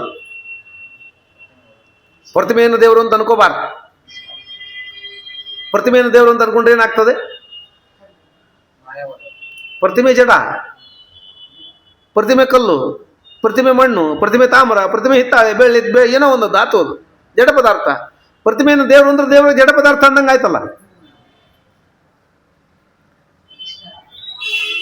ಚೈತನ್ಯ ರೂಪಿಯಾದ ಚಿನ್ಮಾತ್ರನಾದ ಆನಂದ ಸ್ವರೂಪನಾದ ಪರಮಾತ್ಮನನ್ನ ಜಡ ಪದಾರ್ಥ ನಮಗೆ ಸಿಟ್ಟು ಬರ್ತದೆ. ಕಲ್ಲಿದ್ದಂಗಿದ್ದಾನವ ಅಂದ್ರೆ, ಕಲ್ಲಿದ್ದಂಗಿದ್ದಾನೆ ಅಂದ್ರೆ ಏನಂದ್ರೆ ಅರ್ಥ ಸಿಟ್ಟು ಬರ್ತಲ್ಲ. ಕಲ್ಲಿದ್ದಂಗಿದ್ದಾನೆ ಅಂದ್ರೆ ಅವನಿಗೆ ತಿಳಿಯೋದಿಲ್ಲ ಅಂದ್ರೆ ದಡ್ಡ ಅಂದಂಗೆ ಸಿಟ್ಟು ಬರ್ತಾನೆ ಜೀವನಿಗೆ. ಅಜ್ಞಾನಿ ಆದವನಿಗೆ ಕಲ್ಲು ಅಂದ್ರೆ ಸಿಟ್ಟು ಬರ್ತದೆ. ಚಿನ್ಮಾತ್ರನಾದ ಪರಮಾತ್ಮನ ನೀನು ಕಲ್ಲು ಅಂದಂಗೆ ಆಯ್ತಾ ಇಲ್ಲ. ಹಾಗಾಗಿ ಪ್ರತಿಮೆಯಲ್ಲಿ ದೇವರಿಲ್ಲ. ಓಂ ನ ಪ್ರತೀಕೇನ ಹಿ ಸಹ ಓಂ, ಅಪ್ರತೀಕ ಅಧಿಕರಣ ವಿಶೇಷ ಹೇಳ್ಕೊಟ್ಟು ಪ್ರತಿಮೆ ದೇವರಲ್ಲ. ಪ್ರತಿಮೆಯಲ್ಲಿ ದೇವರಿದ್ದಾನಷ್ಟೇ. ದೇವರ ಪೂಜೆಗೆ ದೇವರ ಪ್ರತಿಮೆ ಅಧಿಷ್ಠಾನವೇ ಹೊರತು ಪ್ರತಿಮೆ ದೇವರಲ್ಲ. ಪ್ರತಿಮೆಯನ್ನು ದೇವರು ಅಂತಂದ್ರೆ ದೇವರಿಗೆ ಜಡ ಕಲ್ಲು ಮಣ್ಣು ಅಂತ ಪಾಪ ಬಂದ್ಬಿಡ್ತದೆ. ಹೇಳ್ತಾರೆ, ಒಬ್ರ ಕತೆ ಹೇಳ್ತಾರೆ. ಆರ್ಯಾಚಾರ್ಯರು ಅಂತ ಒಬ್ರು ಇದ್ರದ್ದು ಶ್ರೀಮಠದಲ್ಲಿ ದೊಡ್ಡ ಯಾದವಾರಿ ಕಾಲಕ್ಕಿದ್ದವರು. ಆರ್ಯಾಚಾರ್ಯ ಅಂತ ಹೇಳಿ ಬಹಳ ದೊಡ್ಡ ಜ್ಞಾನಿಗಳು. ಅವ್ರು ಹೇಳ್ತಾರೆ, ಅವ್ರ ಪೂಜೆ ಎಲ್ಲ ಮುಗಿದ ಮೇಲೆ ದೇವರನ್ನು ಉಪಕರಣೆ ಒಳಗೆ ಕೊಟ್ಬಿಟ್ಟಿದ್ರಂತ. ತೊಳೆದು ಕೊಡ್ರಿ ಅಂತಿದ್ರಂತವ್ರು. ಆಹ್ವಾನ ಮಾಡ್ಕೊಂಡು ಆಗಿದೆ ಕೊಡ್ರಿ ಅಂತ ಹೇಳಿ ಅವ್ರು ದೇವ್ರ ಪ್ರತಿಮೆಯನ್ನು ಉಪಕರಣೆ ಒಳಗೆ ಹೆಣ್ಮಕ್ಳು ಕೊಟ್ಬಿಟ್ಟು ತೊಳೆದಿಟ್ಟು ನಾಳೆ ತಗೋತೀನಿ ನಾನು. ತಮ್ಮಿಗೆ ತಾಲಿ ಗಂಟೆ ಜೊತೆ ತೊಳೆದು ಮತ್ತೆ ಮರದು ಸಿಟ್ಟು ಆಹ್ವಾನ ಮಾಡೋದು, ಪೂಜೆ ಮಾಡೋದು, ಮತ್ತೆ ಕೊಟ್ಬಿಡುದು. ಅದು ಪ್ರತಿಮೆ ಒಂದು ಅಧಿಷ್ಠಾನ ಅಷ್ಟೇ. ಕೂಡಿಸೋ ಮಣಿ ಒಳಗೆ ಹೆಂಗೋ ಮಣಿ ಕೊಡ್ತೀವಿ ಇಲ್ಲೋ, ಮಣಿ ಹೆಂಗೆ ಪ್ರತಿಮೆನೂ ಕೊಡ್ತೀವಿ ಅಂತಿದ್ರಂತ. ಅವ್ರಿಗೆ ಅಷ್ಟು ಅನುಸಂಧಾನ ಇತ್ತು, ಯೋಗ್ಯತೆ ಇತ್ತು, ಮಾಡ್ತಿದ್ರು. ಅವ್ರು ಮಾಡಿದ್ದೆಲ್ಲವರು ಮಾಡಬೇಕಾಗಿಲ್ಲ. ಆದ್ರೆ ಅದರಿಂದ ಅವರ ತತ್ವಜ್ಞಾನ ಏನು, ಅವರ ಉದ್ದೇಶ ತಿಳ್ಕೊಬೇಕಷ್ಟು. ಪ್ರತಿಮೆ ದೇವರಲ್ಲ, ಪ್ರತಿಮೆಯಲ್ಲಿ ದೇವರಿದ್ದಾನೆ ಅಂತನ್ನುವ ವಿಶಿಷ್ಟವಾದ ನಂಬಿಕೆ, ಅದನ್ನು ಉಪಾಸನೆ ಮಾಡ್ತಿದ್ರು. ಅವರಿಗೆ ಅದನ್ನ ಬಿಂಬನ ಉಪಸಂಹಾರ ಮಾಡ್ಲಿಕ್ಕೆ ಸಾಮರ್ಥ್ಯ ಇತ್ತು, ಕೊಡ್ತಿದ್ರು. ಅದರಿಂದ ಪ್ರತಿಮಾ ಪೂಜೆ ಮಾಡೋದು ಮಾಡಬಾರ್ದು. ಪ್ರತಿಮಾ ಪೂಜೆ ಮಾಡುವವರು ಕಾಫಿರ್. ಪ್ರತಿಮಾ ಪೂಜೆ ಮಾಡುವವರು ಕಾಫಿರು. ಅವ್ರು ಪೂಜೆ ಮಾಡಬಾರ್ದು, ಅವ್ರು ಹಾಗೆ ಹೀಗೆ ಅಂತೆಲ್ಲ ಅಂತಾರೆ. ನಾವು ಪ್ರತಿಮೆಯನ್ನು ದೇವರು ಅಂತ ಅನ್ನೋದೇ ಇಲ್ಲ. ನಾವು ಪ್ರತಿಮಾ ಪೂಜೆ ಮಾಡಬಾರ್ದು, ಪ್ರತಿಮೆಯನ್ನು ದೇವರು ಪೂಜೆ ಮಾಡಬಾರ್ದು ಅಂತ. ಪ್ರತಿಮೆಯಲ್ಲಿ ದೇವರು ಪೂಜೆ ಮಾಡಬೇಕು. ಪ್ರತಿಮಾ ಪೂಜೆ ಮಾಡಬಾರ್ದು ನೀವು ಯಾಕೆ ಮಾಡ್ತೀರಿ? ಮತ್ತೆ ಪ್ರತಿಮಾ ಪೂಜೆಯನ್ನು ಮಾಡಬಾರ್ದು ಅಂತ ಅನ್ನೋರು ಕೂಡ ಒಂದು ಪ್ರತೀಕವನ್ನೇ ಪೂಜೆ ಮಾಡೋದಲ್ಲ. ನಿಮಗೆ ಹಾಕ್ಬೇಕು ಪ್ರತೀಕ. ನಿಮಗೆ ಅದಕ್ಕೆ ತಿರುಗಿ ಪ್ರಾರ್ಥನೆ ಯಾಕೆ ಮಾಡಬೇಕು? ಅದೊಂದು ಪ್ರತೀಕನೇ ಅಲ್ಲ. ದಿಕ್ಕೊಂದು ಪ್ರತೀಕ. ನಾವು ದಿಕ್ಕು ನಮಸ್ಕಾರ ಮಾಡ್ತೀವಿ, ದಿಕ್ಕೊಂದು ಪ್ರತೀಕ. ಕಾಬಾಕ್ಕೆ ಹೋಗಿ ಶಿಲಾ ಮುಡ್ತೀವಿ ಅಂತಿರಲ್ಲ, ಅದೇನು ಮತ್ತೆ? ಕಾಬಾದೊಳಗೆ ಶಿಲಾ ಇದ್ದಾನೆ, ಎಲ್ಲಿ ಗೋರಿಗಳಲ್ಲಿ ಪೂಜೆ ಮಾಡ್ತೀವಿ ಅಂತಿರಲ್ಲ, ಅದೇನು ಮತ್ತೆ? ಅದೊಂದು ಪ್ರತೀಕ, ಅದೊಂದು ಮೂರ್ತಿ ಅಲ್ವಾ? ಇಲ್ರಿ, ಕಣ್ಣು ಕಿವಿ ಕಾಲು ಮೂಗು ಇದ್ದದ್ದು ಮಾಡೋದಿಲ್ಲ ನಾವು ಅಂದ್ರೆ. ನಾವು ಶಾಲಿಗ್ರಾಮ ಕಣ್ಣು ಕಿವಿ ಏನಿಲ್ಲ, ಕಲ್ಲು ಇಟ್ಕೊಂಡು ಪೂಜೆ ಮಾಡ್ತೀವಿ ನಾವು, ಅದು ಮೂರ್ತಿ ನಮಗೆ.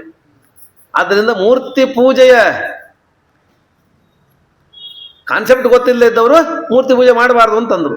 ನಮ್ಮಲ್ಲೇ ಅವರನ್ನು ಬಿಟ್ಬಿಡ್ರಿ, ವೈದಿಕ ಮತದಲ್ಲೇ ಮೂರ್ತಿ ಪೂಜೆಯನ್ನು ಮಾಡಬಾರ್ದು ಅಂತ ಒಂದು ಆರ್ಯ ಸಮಾಜ ಹುಟ್ಟುಕೊಂತು. ದಯಾನಂದ ಸರಸ್ವತಿ ದೊಡ್ಡ ವಿದ್ವಾಂಸ, ಬಹಳ ದೊಡ್ಡ ವಿದ್ವಾಂಸರು ದಯಾನಂದ ಸರಸ್ವತಿಗಳು. ಆದರೆ ಈ ಮೂರ್ತಿ ಪೂಜೆ ವೇದ ಹೇಳಿದ್ದಲ್ಲ, ವೇದಗಳಲ್ಲಿ ಇಲ್ಲ, ಪುರಾಣಗಳ ನಂತರ ಬಂದ ಮೇಲೆ ಬಂದದ್ದು ಅಂತ ತಪ್ಪು ಕಲ್ಪನೆಯಿಂದ ಒಂದು ಸಮಾಜ ಸ್ಥಾಪನೆ ಮಾಡ್ಕೊಂಡು ಆರ್ಯ ಸಮಾಜ.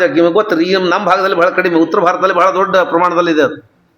ಮೂರ್ತಿ ಪೂಜೆ ಮಾಡಬಾರ್ದು, ವಿಧವಾ ವಿವಾಹ ಮಾಡಿಸೋದು ಇತ್ಯಾದಿಗಳನ್ನೆಲ್ಲ ಮಾಡೋದು ದೊಡ್ಡ ದೊಡ್ಡ ಮಟ್ಟದಲ್ಲಿ ಕೆಲಸ ಮಾಡ್ತಾರೆ. ಅವರಿಗೆ ತಪ್ಪು ಕಲ್ಪನೆ ಬರಲಿಕ್ಕೆ ದೇವರನ್ನ ಪ್ರತಿಮೆಯನ್ನು ದೇವರು ಅಂತ ಅನ್ಕೊಂಡಿದ್ದೇ ಕಾರಣ ಆಯ್ತು. ಆ ದಯಾನಂದ ಸರಸ್ವತಿ ಬಹಳ ಚಿಕ್ಕವನಿದ್ದಾಗ ಅವರಪ್ಪ ಒಂದು ಶಿವರಾತ್ರಿಗೆ ದೇವಸ್ಥಾನಕ್ಕೆ ಕರ್ಕೊಂಡು ಹೋಗಿದ್ರು. ಶಿವರಾತ್ರಿ ದೇವಸ್ಥಾನ ಬೆಳತನಕ ಜಾಗರಣೆ ಮಾಡಿದ್ರು ಎಲ್ಲರೂ. ಬೆಳಕಾಯ್ತು, ಸಾಕಾಯ್ತು, ಮಲ್ಕೊಂಡ್ಬಿಟ್ರು. ಆಮೇಲೆ ಎದ್ದು ಹೋಗ್ಬಿಟ್ಟು ಈ ಹುಡುಗ ನಿದ್ದೆ ಬರಲ್ಲ, ಓಡಾಡ ದೇವಸ್ಥಾನದಲ್ಲಿ ಕೂತಿದ್ದ.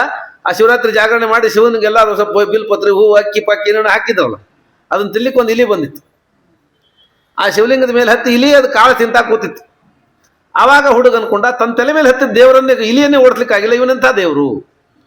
ಆದ್ರಿಂದ ಈ ಲಿಂಗ ದೇವರಲ್ಲ, ಆದ್ರಿಂದ ಲಿಂಗವನ್ನು ಪ್ರತಿಮೆಯನ್ನು ದೇವರನ್ನು ಪೂಜೆ ಮಾಡಬಾರ್ದು ಅಂತ ಒಂದು ತಲೆ ಒಳಗೆ ಬಂತು. ಅದನ್ನು ಮಾಡಿ ಒಂದು ಆರ್ಯ ಸಮಾಜ ಕಟ್ಟಿಕೊಟ್ಟು. ನಾವು ಪ್ರತಿಮೆ ದೇವರು ಅಂತ ಹೇಳೇ ಇಲ್ಲ. ಪ್ರತಿಮಾ ಪೂಜೆ ಮಾಡುವವರು ಪ್ರತಿಮೆ ದೇವರು ಅಂದ್ರೆ ದೇವರಿಗೆ ಮಾಡುವ ಅಪಮಾನ ಅಂತ ಹೇಳಿದ್ದ. ಅದರಿಂದ ಪ್ರತಿಮೆ ದೇವರಲ್ಲ, ಪ್ರತಿಮೆಯಲ್ಲಿ ದೇವರಿದ್ದಾನೆ. ದೇವರು ಪ್ರತಿಮೆಗೊಂದು ಅಧಿಷ್ಠಾನ ಬೇಕಲ್ಲ. ಅದು ಮಾರಿ ಪ್ರತೀಕಾಲಂಬನರಿಗೆ ಪ್ರತಿಮೆ ಬೇಕು. ಅಪ್ರತೀಕಾಲಂಬನರಿಗೆ ಬೇಕಾಗಿಲ್ಲ, ಅಷ್ಟು ದೊಡ್ಡ ಯೋಗ್ಯತೆ ಇರ್ತದೆ. ವ್ಯಾಪ್ತೋಪಾಸನೆ ಮಾಡ್ತಾರೆ, ಮಾಡ್ಲಿಕ್ಕಾಗತ್ತೆ. ನಮ್ಮಂತವ್ರಿಗೆ ಹಂಗೆಲ್ಲ ಆಗೋದಿಲ್ಲ, ಆದರೂ ಮಾಡಬಾರ್ದು. ಹಿಂಗೆ ಸುಮ್ಮನೆ ಕೂತ್ಕೊಂಡು ಹಿಂಗೆ ಅರ್ಶಿನ ಕುಂಕುಮ ಹಾಕಿ ಹಿಂಗೆ ಮಂಗಾತಿ ಮಾಡಿದರೆ ಅಲ್ಲಿ ನಿನಗೆ ನಮಗೆ ದೇವ್ರು ಕಂಡ ಅಂತ ಇಟ್ಕೊಂಬೋಣ. ಆ ದೇವ್ರು ಕಾಣ್ತಾ ಇದ್ದ ನಮ್ಮ ಮನಸ್ಸಿಗೆ ಅಂತ ಅನ್ಕೊಂಡು ನಾವು ಸುಮ್ಮನೆ ಅರ್ಶಿನ ಕುಂಕುಮ ಮಂಗಾತಿ ಮಾಡಿದರೆ ತೋರಿಸಿ ನಿನ್ನೆ ಮೊನ್ನೆ ಆರಾಮಿದ್ರು ಅವರು,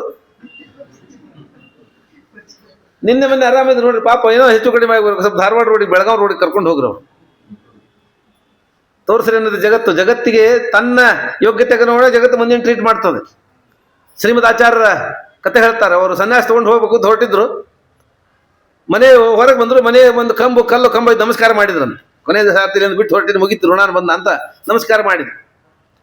ಎಲ್ಲರೂ ಕೇಳಿದ್ರು ಯಾಕೆ ಅದಕ್ಕೆ ಯಾಕೆ ನಮಸ್ಕಾರ ಮಾಡಿದೆ ಅಂತ.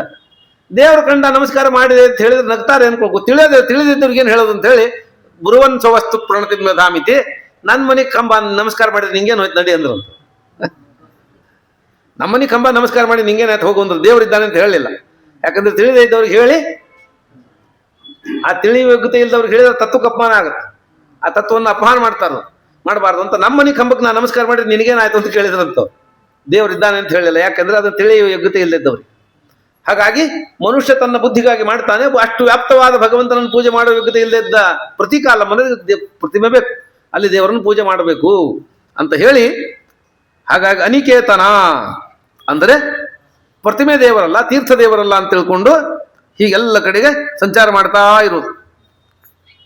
ಈ ಅನಿಕೇತನ ಅಂದರೆ ಅಂದರೆ ಪರಮಾತ್ಮ, ಇವನೇ ನಿಕೇತನ. ಆದ್ದರಿಂದ ಭಗವಂತ ಎಲ್ಲ ಕಡೆಗಿದ್ದ ಅಂತ ತಿಳ್ಕೋಬೇಕು.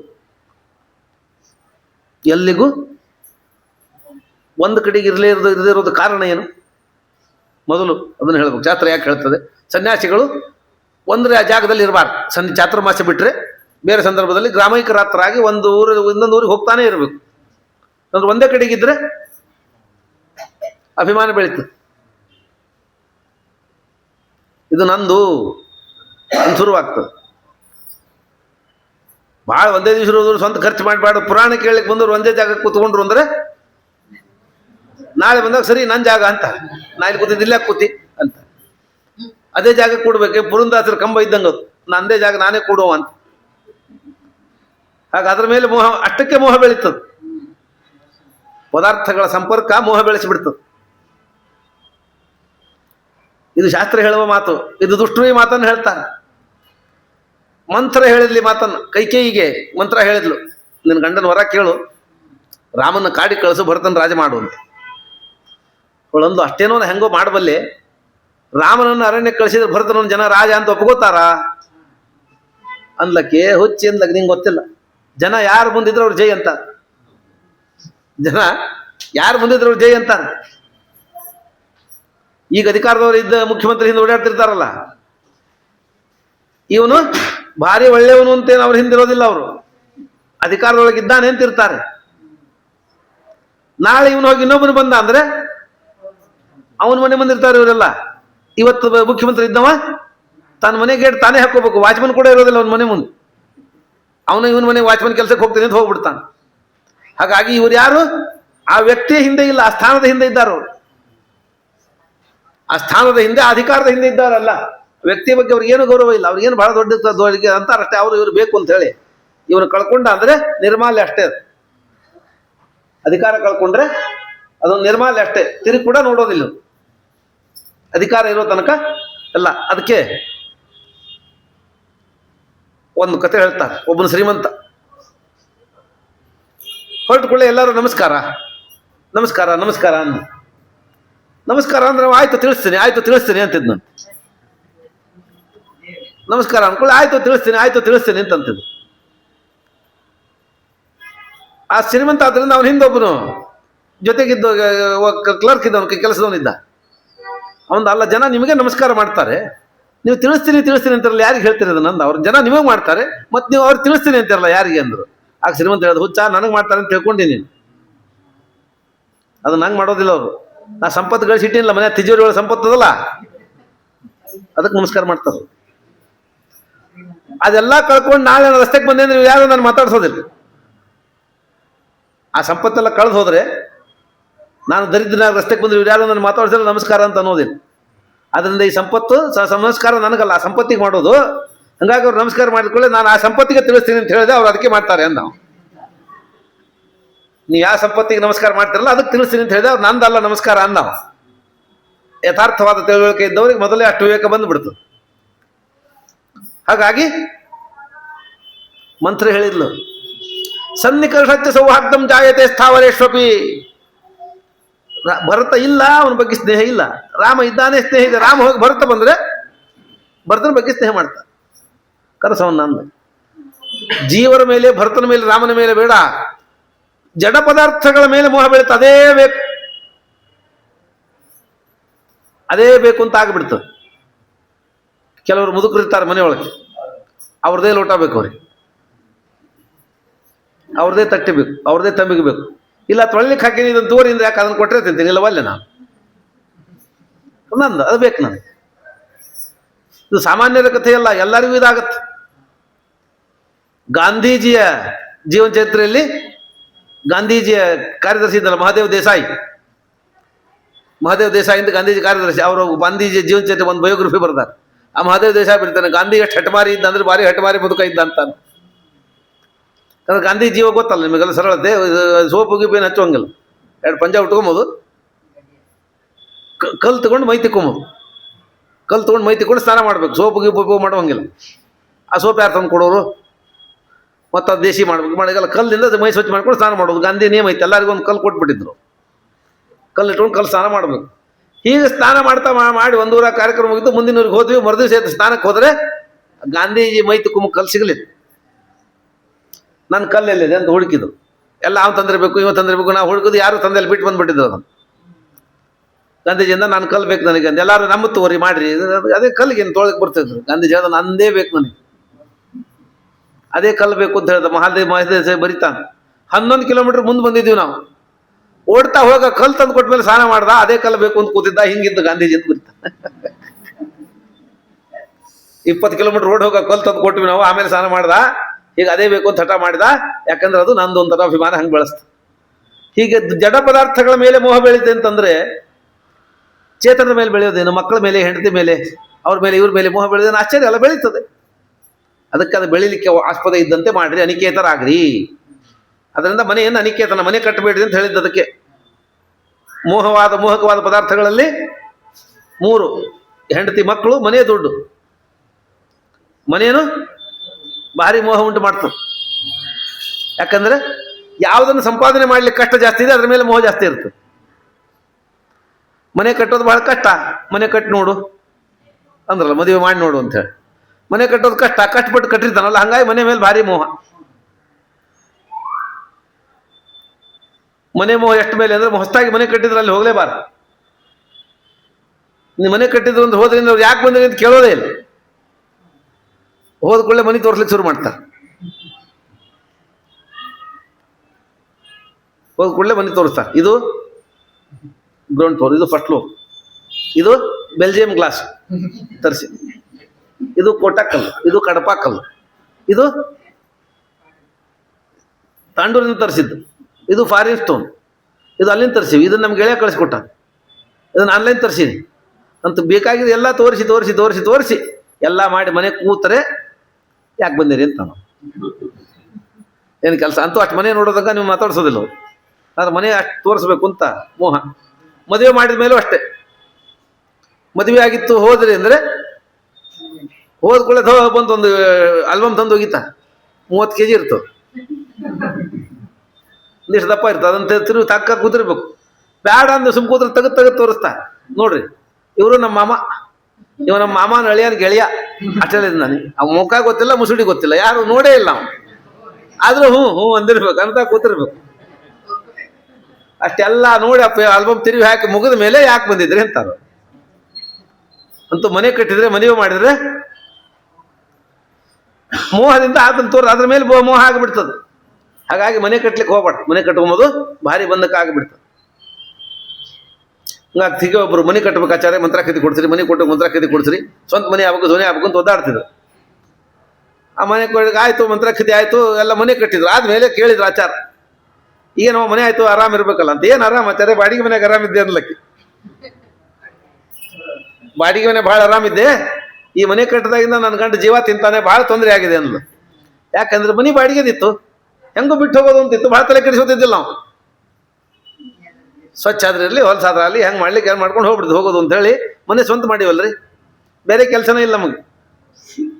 ಎದ್ದು ಕೂಡಲೇ ನನ್ನ ಗಂಡ ಅರಿವಿ ತಗೋತಾನೆ, ಬಾಗಿಲು ಒರೆಸ್ಬಾ, ಗಾಡಿ ಒರೆಸ್ಬಾ, ಚೌಕಟ್ಟು ಒರೆಸ್ಬಾ ಅಂತ ಎದ್ದು ಕೂಡಲೇ ಮನೆ ಒರೆಸೋದೇ ಕೆಲಸ ನಮ್ದು. ಹೊಸ ಮನೆ ಅಂತೇಳಿ ಮಧ್ಯಾಹ್ನ ತನಕ ಒರೆಸೋದು, ಅಷ್ಟೊತ್ತಿಗೆ ಸಾಕಾಗಿರ್ತದೆ. ಅನ್ನ ಮಾಡ್ಕೊಳ್ಳಿಕ್ಕೆ ಕಷ್ಟ, ಅಡಿಗೆ ಮಾಡ್ಲಿಕ್ಕೆ ಬೇಸ ಆಗ್ತದೆ. ಅನ್ನ ಜುಣಕ ತಿಂದು ಇಲ್ಲ ಹೊರಗಿಂದ ಏನಂತಂದು 2 ಬಕ್ರಿ ತಂದು ತಿಂದು ಮಲ್ಕೊಬೋದು. ಅಡಿಗೆ ಕೂಡ ಮಾಡ್ಕೊಳಿಕ್ಕೆ ಆಗ್ತಾ ಇಲ್ಲ ನಮಗೆ. ಮನೆ ವರ್ಷ ಕೆಲಸಗಾರ ಆದಂಗೆ ಆಗ್ಬಿಟ್ಟಿನಿ ನಾನು ಅನ್ಲಕ್ಕೆ. ಎದ್ದು ಕೂಡಲೇ ಅದೇ ಕೆಲಸ. ಗಂಡಿಗೆ ಬೈತಾನೆ, ಗಾಡಿಗೆ ಕುರ್ಚಿ ಹಾಕ್ಬೇಡ, ಮುಂದೆ ಹಾಕು, ಯಾಕಂದ್ರೆ ತಲೆ ಹತ್ತಿ ಎಣ್ಣೆ ಮುಡ್ತು ಗಾಡಿ, ಪೇಂಟ್ ಹೊಲಸ ಆಗ್ತದೆ, ಗಾಡಿಗೆ ಕುರ್ಚಿ ಹಾಕ, ಮುಂದೆ ಕುರ್ಚಿ ಹಾಕು ಅಂತ ಹೇಳಿ ಗಾಡಿಗೆ ಅನ್ಕೊಂಡು ಕೂಡ ಬಿಡೋದಿಲ್ಲರಿ, ಅಷ್ಟು ತೊಂದರೆ ಕೊಡ್ತಾನೆ. ಹಾಗಾಗಿ ಬಾಡಿಗೆ ಮನೆ ಭಾಳ ಚೆನ್ನಾಗಿತ್ತು, ಸ್ವಂತದ ಮನೆ ಭಾಳ ಕಷ್ಟ ಅನ್ಲಕ್ಕೆ. ಕಲ್ಪನೆ ಅಲ್ಲ, ಇದು ಕೇಳಿದ ಮಾತಿದು, ಇದು ಕೇಳಿದ ಮಾತು. ಹೇಳಿದ್ರು ಪಾಪ ಹೆಣ್ಮಗಳು ಹೇಗಾಯ್ತು ಅಂತ, ಹಂಗೆ ಮಾಡಿಸುತ್ತೆ. ಹಾಗಾಗಿ ನಂದೊಂದು ಮಾಡ್ಕೊಂಡ್ರೆ ಕಷ್ಟ, ಮನೆ ಮಾಡ್ಕೊಳಕ್ ಹೋಗ್ಬೇಡ, ಮನೆ ಒಳಗೆ ಮಾಡ್ಕೊಳಕ್ ಹೋಗ್ಬೇಡ. ಮನೆ ಮಾಡ್ಕೊಂಡ್ರೆ ಅಭಿಮಾನ ಜಾಸ್ತಿ. ಅದರ ಅಭಿಪ್ರಾಯ ಮನೆ ಮಾಡು ಬಿಡುವುದಲ್ಲ, ಅಭಿಮಾನ ಹೆಚ್ಚು ಬೆಳೆಸ್ಕೋಬೇಡ, ಮನೆ ಮೇಲೆ ಹೆಚ್ಚು ಅಭಿಮಾನ ಬೆಳೆಸ್ಕೋಬೇಡ. ಆದ್ದರಿಂದ ಇವೆಲ್ಲ ಮನ್ನಿಕೆ ತಂತು ನಿರ್ಗುಣಂ ಅಂತ ಹೇಳಿದ್ದ.